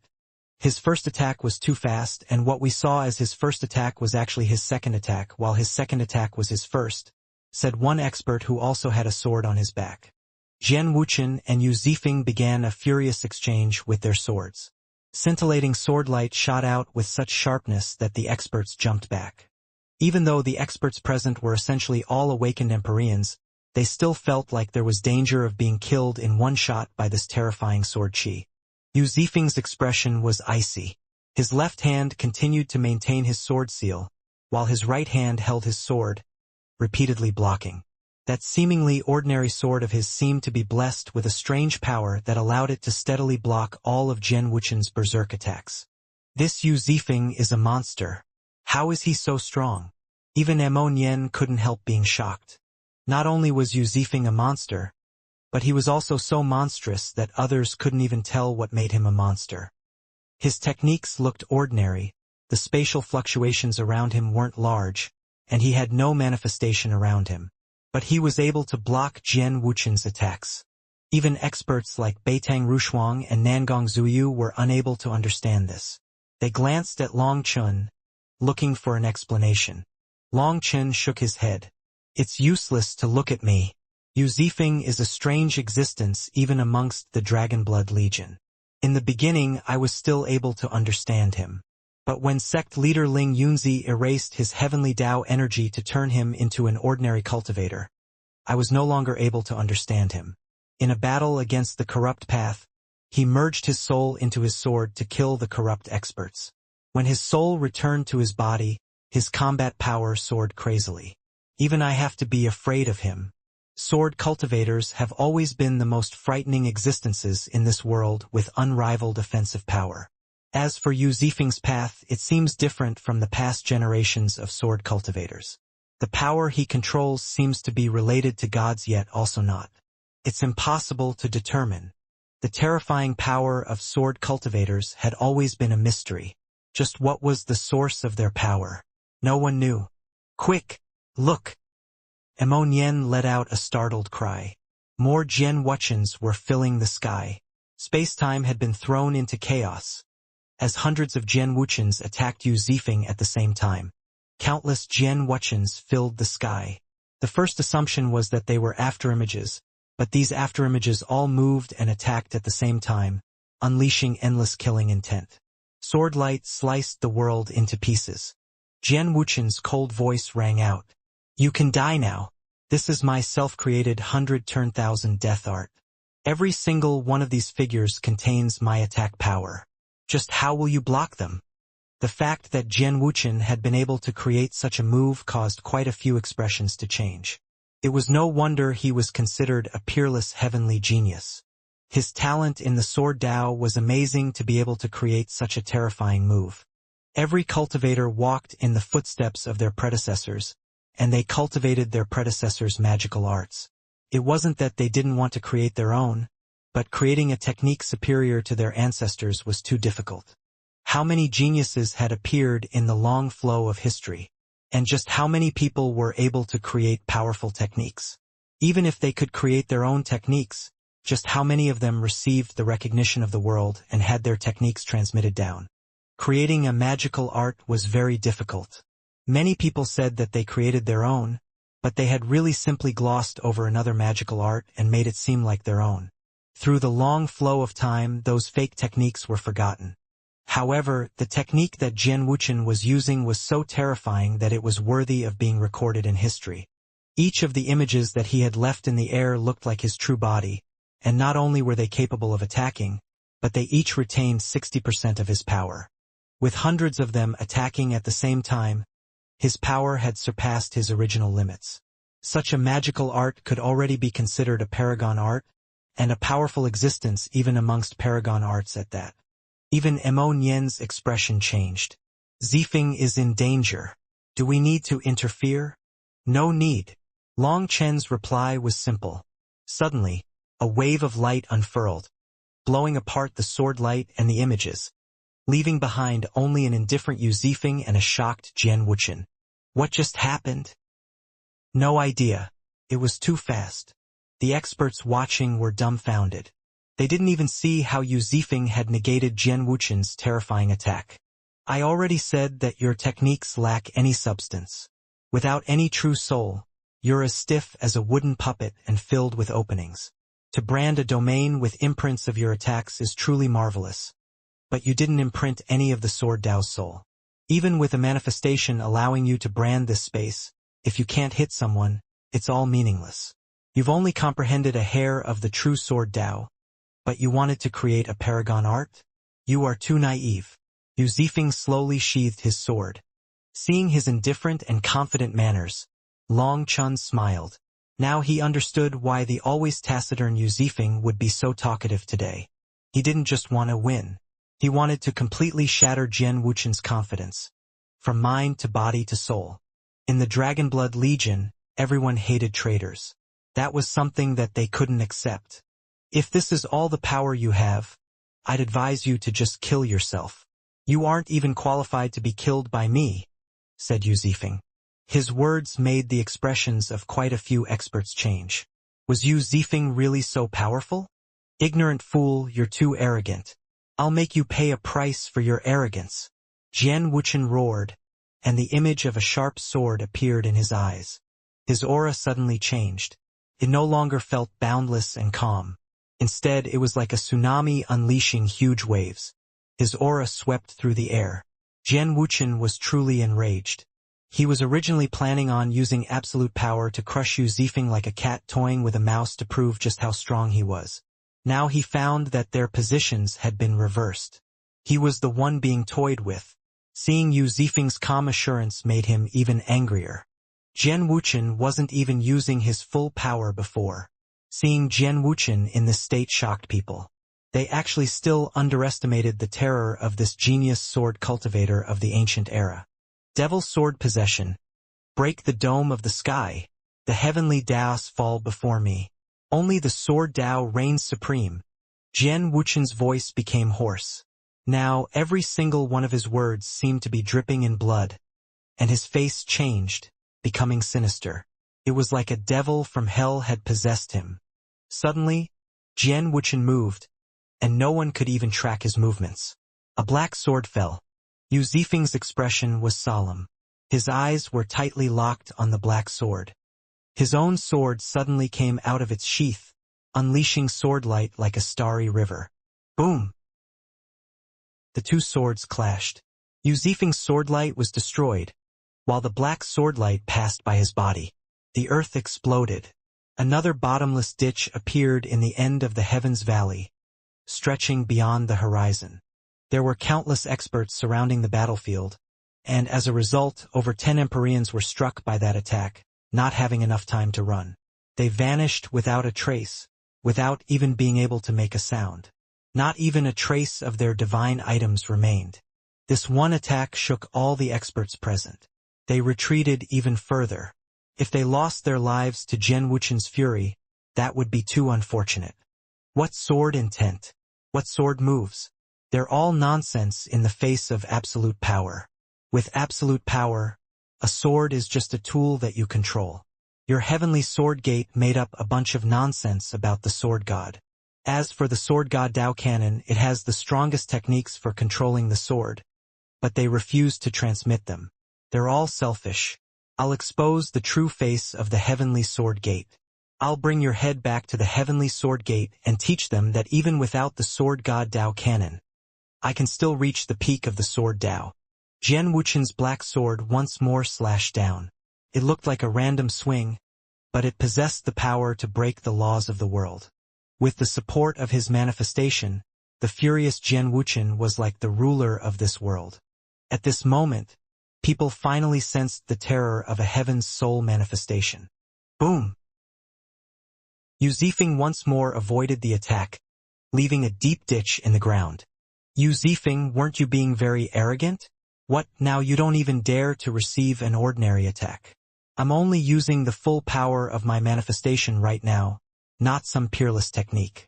Could it be that the heavenly sword gates people are only on this level? Jian Wuchen repeatedly attacked. Yu Zifeng only continued to dodge without attacking. Yu Zifeng's eyes were icy. As he calmly observed the changes behind Jian Wuchen, a sneer formed on his face. The reason I'm not attacking is because I want to figure out where your power comes from. Now I understand. Your manifestation is inherited. You inherited the manifestation of the sword devil ghost slaughterer from 23,000 years ago. Who would have thought that he would actually choose to condense his soul into his heavenly Tao manifestation when he failed to achieve his Tao? All your power was inherited from him. This isn't your own power. To use someone else's power and still be so arrogant, you really aren't a sword cultivator. No sword cultivator is so shameless, sneered Yu Zifeng. Bullshit. The power that I can control is my power, roared Jian Wuchen, attacking again. Since it's someone else's power, why talk about becoming a sovereign? The sword devil ghost slaughterer was unable to even become a venerate. You think inheriting his legacy can make you a sovereign?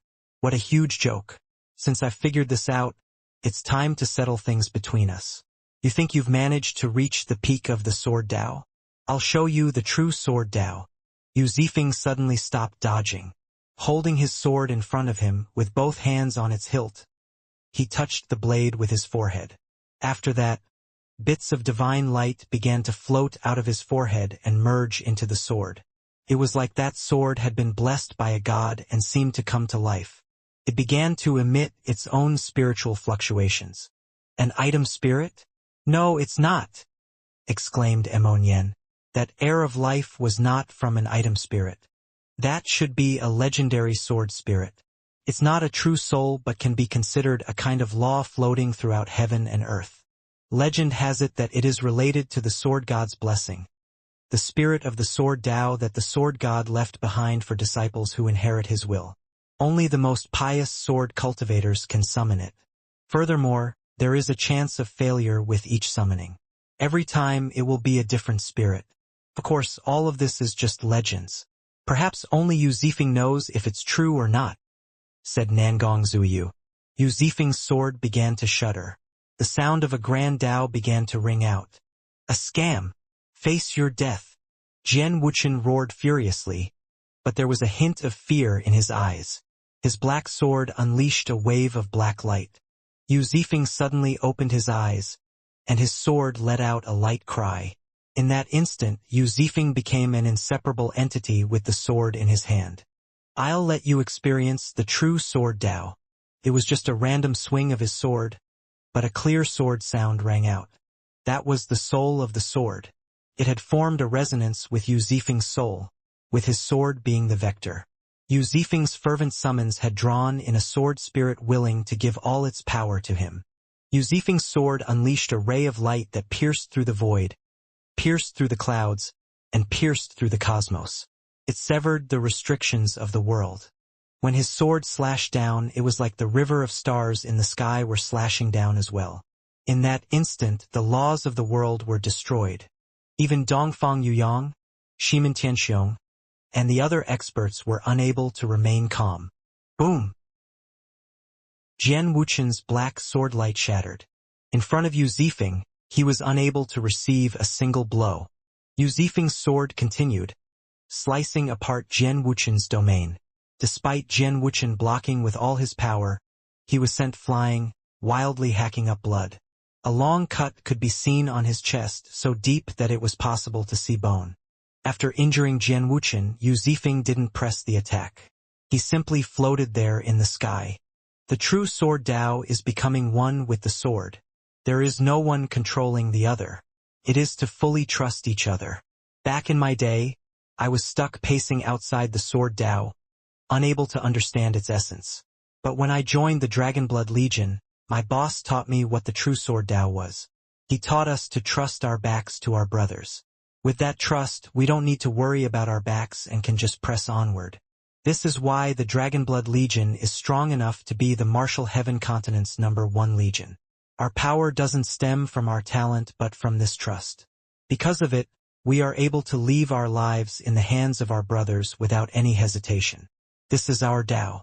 But it also resonates with the sword Dao. To communicate with your sword, you need to fully trust it. As Yu Zifeng's voice resounded through the air, the experts were deeply shaken. They looked from Yu Zifeng to Long Chen. Even a monster like Yu Zifeng had such reverence for him. Beitang Rushuang's eyes flashed. She had always felt Long Chen to be a hoodlum, but how could a proud sword cultivator like Yu Zifeng be so respectful to him? Yu Zifeng looked at the sword in his hand with gratitude. Only absolute trust can unleash the full divine power of the sword Dao.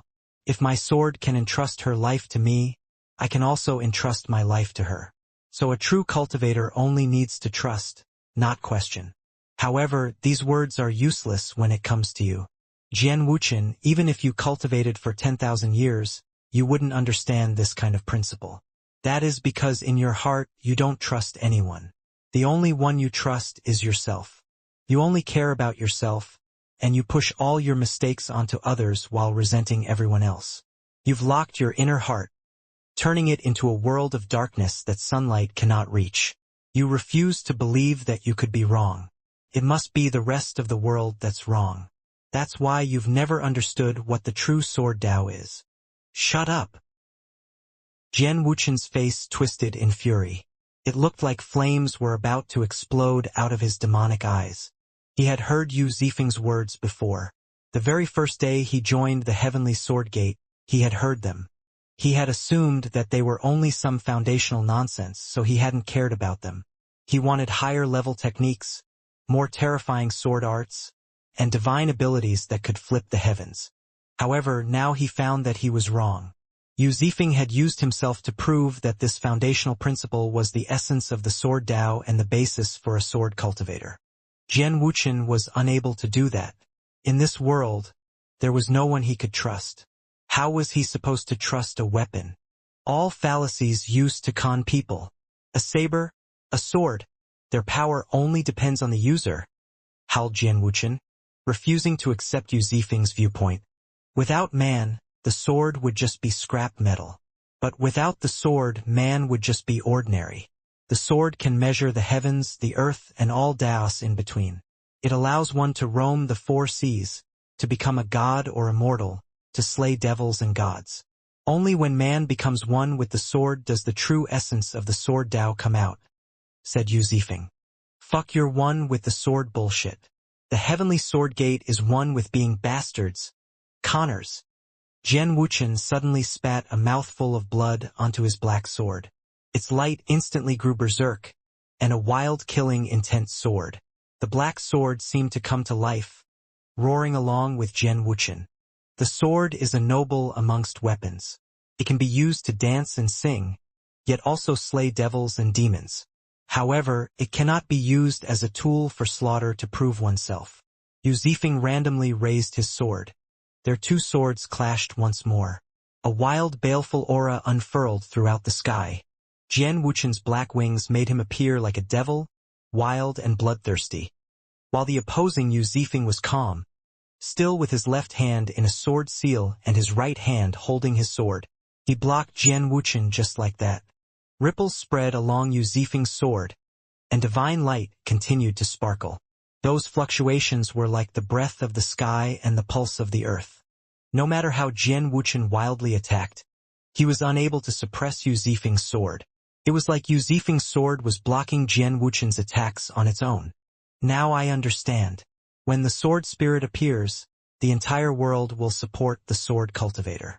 The current Yu Zifeng is relying entirely on his sword's power to block Jian Wuchen, said Nangong Zuyu. The experts that reached a similar level to her had also seen the clues.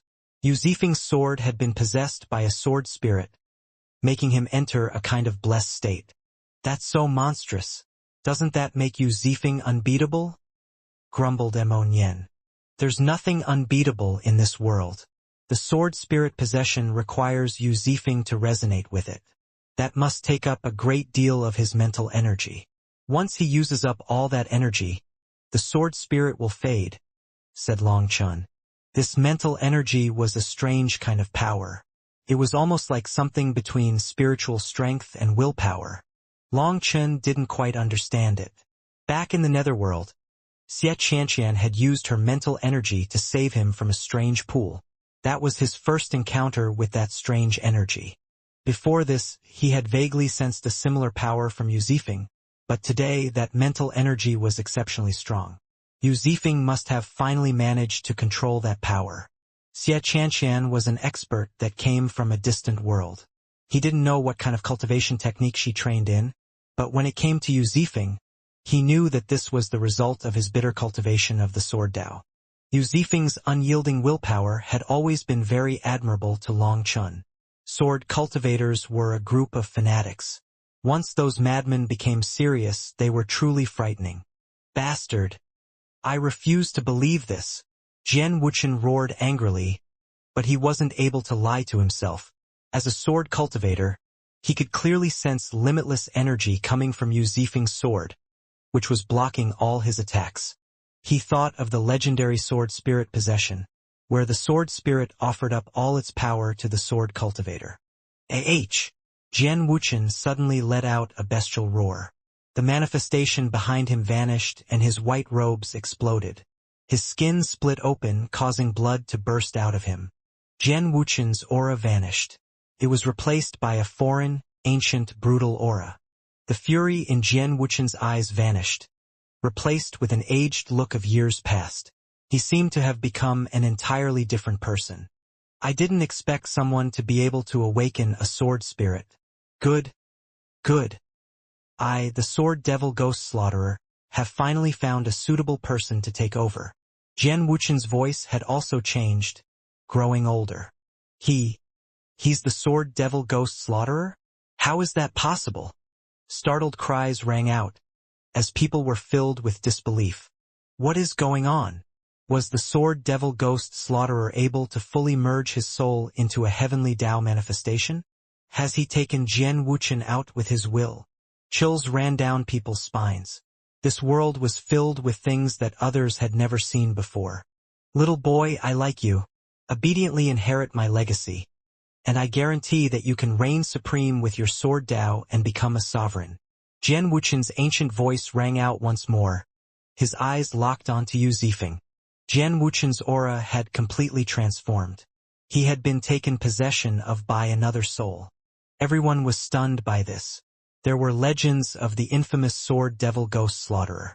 It was said that despite clearly possessing the power to ascend, he refused to, only seeking to become a sovereign. However, he failed and was essentially destroyed by the heavenly Taos. No one had expected that a dead man would have been able to merge the core of their soul into a heaven's soul manifestation. When Jian Wuchen awakened the same heaven's soul manifestation, the sword devil ghost slaughterers will manage to affect him. The current Jian Wuchen had been fully taken over.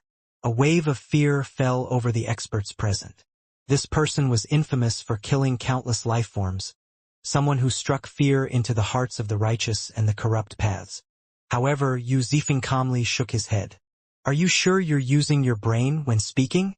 You didn't have the power to become a sovereign before. How are you supposed to make someone else a sovereign? Boy, you don't appreciate my kindness, so don't blame me for being vicious. I'll take your soul and merge it into Jian Wuchen's.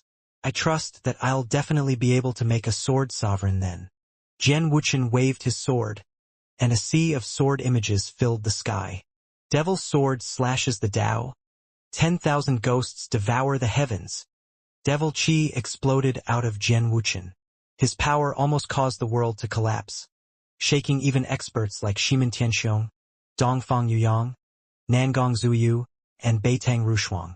This was not Jian Wuchen's power. Slash the Tao? The heavenly Taos? Or the sword Tao? If it's the latter, then just stop your lunatic ravings. Yu Zifeng was still icily calm. Taking a deep breath, his sword began to hum, the sword cry once more ringing throughout heaven and earth. One sword, untouched by dust. Just like that, Yu Zifeng and his sword pierced into the sea of swords. He looked so weak in comparison, like a moth drawn into a flame, but he possessed a boundless determination. Long Chen's eyes were tightly locked onto Yu Zifeng. He could sense some kind of energy flowing from Yu Zifeng's body into his sword. The sword had merged with his mental energy. Suddenly, he and his sword transformed into one sharp giant sword that pierced through the air. There were endless stars that flickered around it. Boom! The huge sword smashed through the sea of swords. They exploded and a wave of runes erupted. When the wave of runes vanished, it revealed two figures standing in the sky, backs facing each other. Yu Zifeng suddenly coughed up a mouthful of blood. His body rocked in the sky, and it looked like he was about to fall from the sky. Yu Zifeng lost? No, look at Jian Wuchen's feet.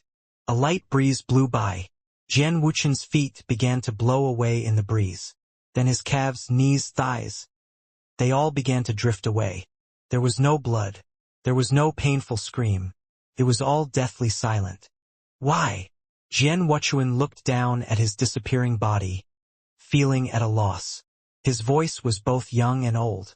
It was his voice and the voice of the sword devil ghost slaughterer. No one answered him. That invisible breeze slowly turned his body into specks of dust that vanished. People looked at Yu Zifeng with admiration. Sword cultivators were always a special breed in the cultivation world. Perhaps some people here had refused to believe that sword cultivators were number one in terms of offensive power, but now they believed it. Suddenly, Yu Zifeng's sword cracked and then shattered. One of the experts had a thought and waved his hand, sucking one of the fragments into it. When he saw that fragment, he gasped. How is this possible? The other experts looked over and were also filled with disbelief. That sword had been no divine weapon. It hadn't been made out of divine materials but extremely ordinary materials. Couldn't even count as an ancestral item. The difference though was that this fragment was still emitting the boundless power of the sword Tao. Using ordinary metal to destroy a divine weapon? This had reached a realm that mortals couldn't comprehend. Buzz. Suddenly, a sword stabbed toward Yu Zifeng like a bolt of lightning. It was both fast and vicious. Bloodkill Hall. The Bloodkill Hall's name appeared in the minds of every expert at almost the same time. Courting death. Long Chen immediately shot forward. Yu Zifeng's sword was broken, and he had exhausted his mental energy. He was in his weakest state.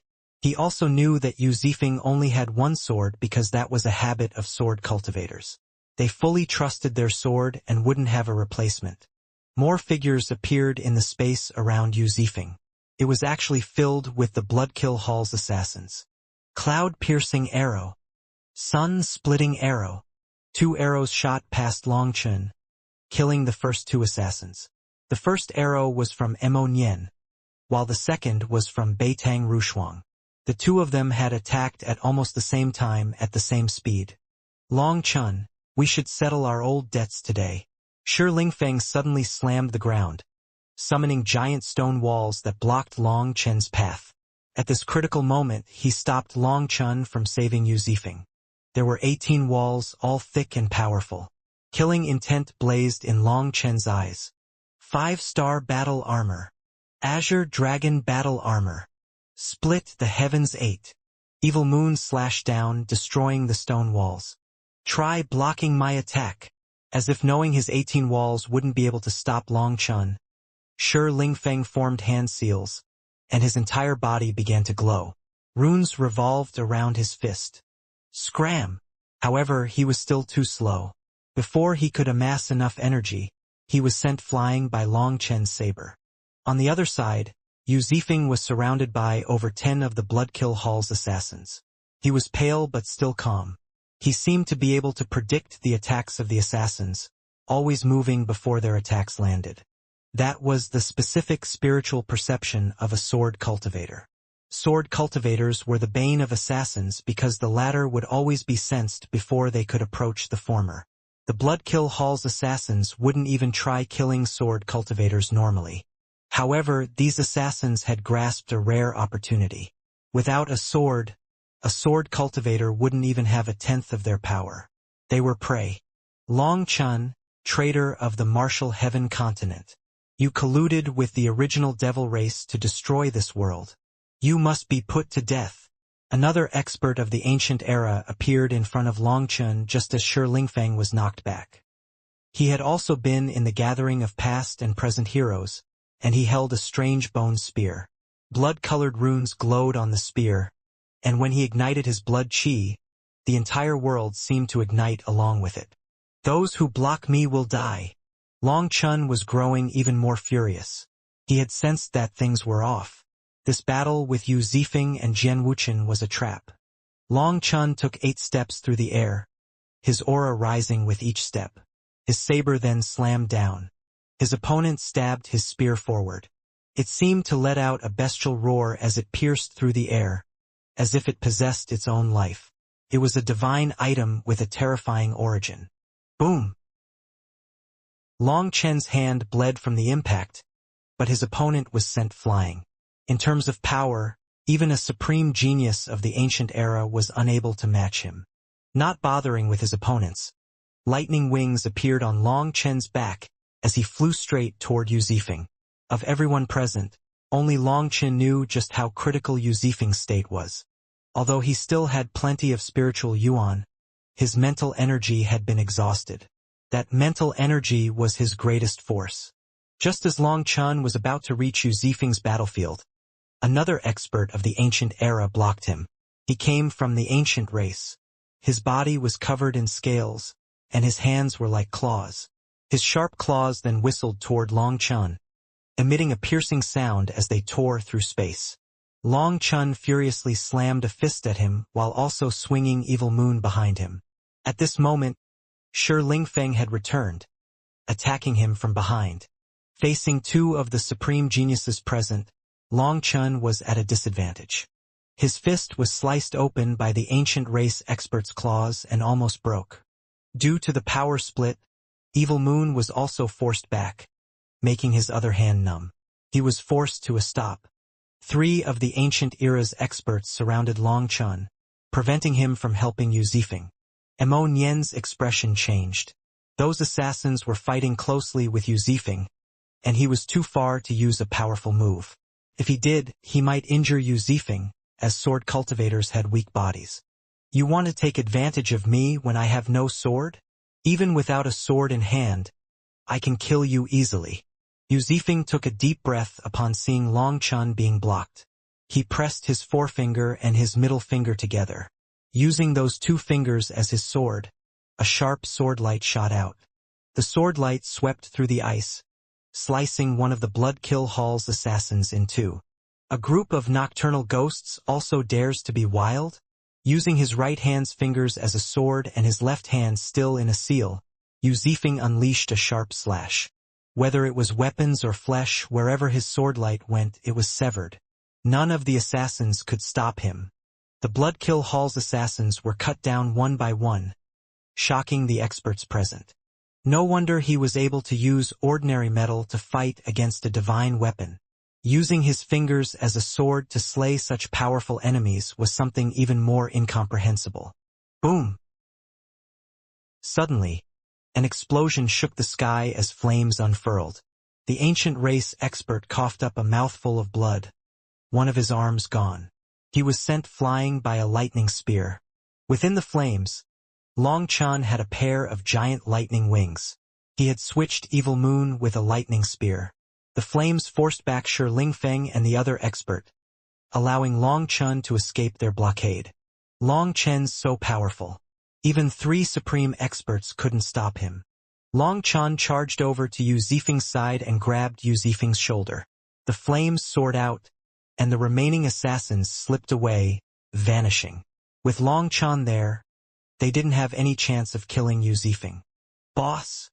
Yu Zifeng was growing paler and paler. Don't talk. You've burned too much essence blood. Take a break and leave the rest to me. Long Chun placed a hand on the back of Yu Zifeng's head, causing him to faint. Long Chun fed him a medicinal pill. Just now, Yu Zifeng had been igniting his essence blood and his soul for that finger sword. He had used up his mental energy, and replacing it with his essence blood, soul, and Yuan spirit energy was a self-damaging technique. The price was immense, and Yu Zifeng needed to hurry and recover, or the consequences would be severe. Long Chun, you traitor of the martial heaven continent. Today, the heroes of this world will punish you for colluding with the original devil race. Another human expert came charging over at him. Just as he flew over, an arrow shot toward him, causing his expression to change. He slammed his palm at the arrow. Boom! The arrow exploded, but he was also knocked back. Blood dripped down his hand. Idiot, even if you have to slander someone, you should make a better excuse. I, Immonyen, will send off anyone who wants to reincarnate. Immonyen appeared by Long Chen's side, the 5-element sun-hunting bow in his hand. Rushuang, help me out. Long Chun ignored those enemies and sent a message to Beitang Rushuang. Speak. Help me look after my brother. I have something I need to do, so I'll need to leave first, said Long Chun. All right. Beitang Rushuang directly agreed. She went over to Long Chun and took Yu Zifeng. Long Chun was very at ease with Yu Zifeng in her hands. Beitang Rushuang was very fiery, and no one dared to provoke her. Immonyen, this place is a trap. Don't waste time. Go to the heaven-splitting battle sect, and I'll go to the Shen-Tian Dao sect. If you resolve the problems, we'll regroup at the cloud-chasing, heaven-swallowing sparrow race, said Long Chun to Immonyen. You mean? Have you noticed?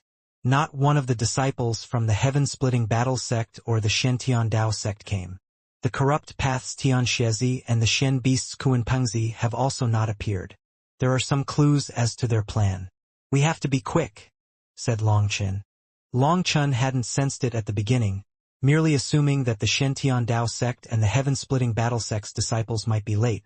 But when the Bloodkill Hall's assassins had attacked, he had realized something was off. This was a trap. All right. Immonyen nodded and shot away. But before he could get far, over 10 experts blocked his way. Immonyen, you grave-robbing scum. Leave your life here today. Scram. I haven't even robbed your family's ancestral tomb. Immonyen didn't even recognize the person talking, meaning these people were just making up excuses. Shut up. You've done so many evil things, and you're colluding with that villain Long Chun. You deserve death, sneered that expert. He directly attacked. Opening his hand, a rune covered the sky and slammed at Immonyen. Good. I see you don't want your ancestral tombs to be calm anymore. I'll help you. Immonyen furiously raised his bow, his manifestation appearing behind him. There were 2 figures in his manifestation exuding divine power. Immonyen, don't waste time, shouted Long Chun as a reminder. He was also flying away. It was unfortunate he didn't have time to settle things with the people who had blocked him. Humph, count yourselves lucky today. Just wait. Your daddy Mo will be going for a stroll around your family tombs soon. Immonyen snorted and he suddenly shot away like an arrow himself, so fast that others couldn't even see him. Long Chun, don't you think it's rude not to explain yourself before leaving? Demanded one expert. That's right, if you don't explain the matter of the original devil race today, don't even think about leaving. The dark era is about to descend. The martial heaven continent cannot have any spies or traitors. Don't even think about leaving with all of us here. One supreme genius after another stood up, demanding answers from Long Chun. Brother Long, there must be some misunderstandings here. Why not peacefully explain things to everyone to avoid harming any relationships? Dongfang Yuyang also stood up, but he was acting like a mediator. Scram! This hypocrite was once more going against him. Long Chun didn't want to play any more games. Brother Long, why harm people like this? There are many questionable points about you. Are others not permitted to raise their doubts? Dongfang Yuyang frowned. Brother Yuyang, this person is clearly feeling guilty, so he can only curse others. There's no need to waste any words. We can directly suppress him and do a soul search to know the truth. That's right, this is for the peace of the martial heaven continent. There's no need to have so many misgivings. This is an emergency measure just for this time. More and more experts were standing up against Long Chun, stunning the other experts. Just what was going on? Long Chun, don't think that just because you hit it well, no one noticed you colluding with the original devil race. If you don't give us an explanation dash. That expert was in the midst of shouting at Long Chun when a lightning spear shot toward him, sending him flying and making him cough up blood. How brazen, Long Chun, you dare to attack. Be suppressed. Another expert suddenly slammed a palm at him. Since you all like courting death, I'll help you out.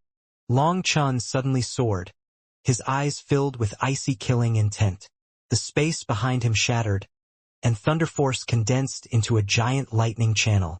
An endless torrent of lightning surged out of the channel, filling the world with lightning. Long Chen's lightning wings grew many times larger, filling the sky. The giant palm that expert had sent crashing toward him crumbled, unable to bear a single strike from Long Chen's lightning wings. Die! Long Chen's furious roar was like thunder and also like the call of a death god. The lightning spear stabbed into that expert, and being still off balance from having his palm destroyed, he was blown to bits. He only had time to take out a sword but didn't have time to use it.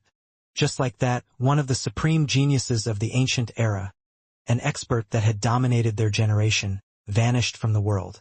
If you want to die, then come. Long Chun was enraged. He blamed himself for being too careless, for underestimating the guts of his enemies. Long Chen's lightning spear directly pierced forward, while his giant lightning wings slashed down. He was like a lightning god walking this world. Those supreme geniuses of the ancient era were appalled by Long Chen's power. Over 10 of them were sent flying by his attack. That scene sent a chill down other people's spines. Over 10 supreme geniuses had been unable to stop him. Long Chun was truly heaven-defying. Just at that moment, a diagram appeared in the sky, blocking Long Chen's path. There were millions of stars flowing within that diagram.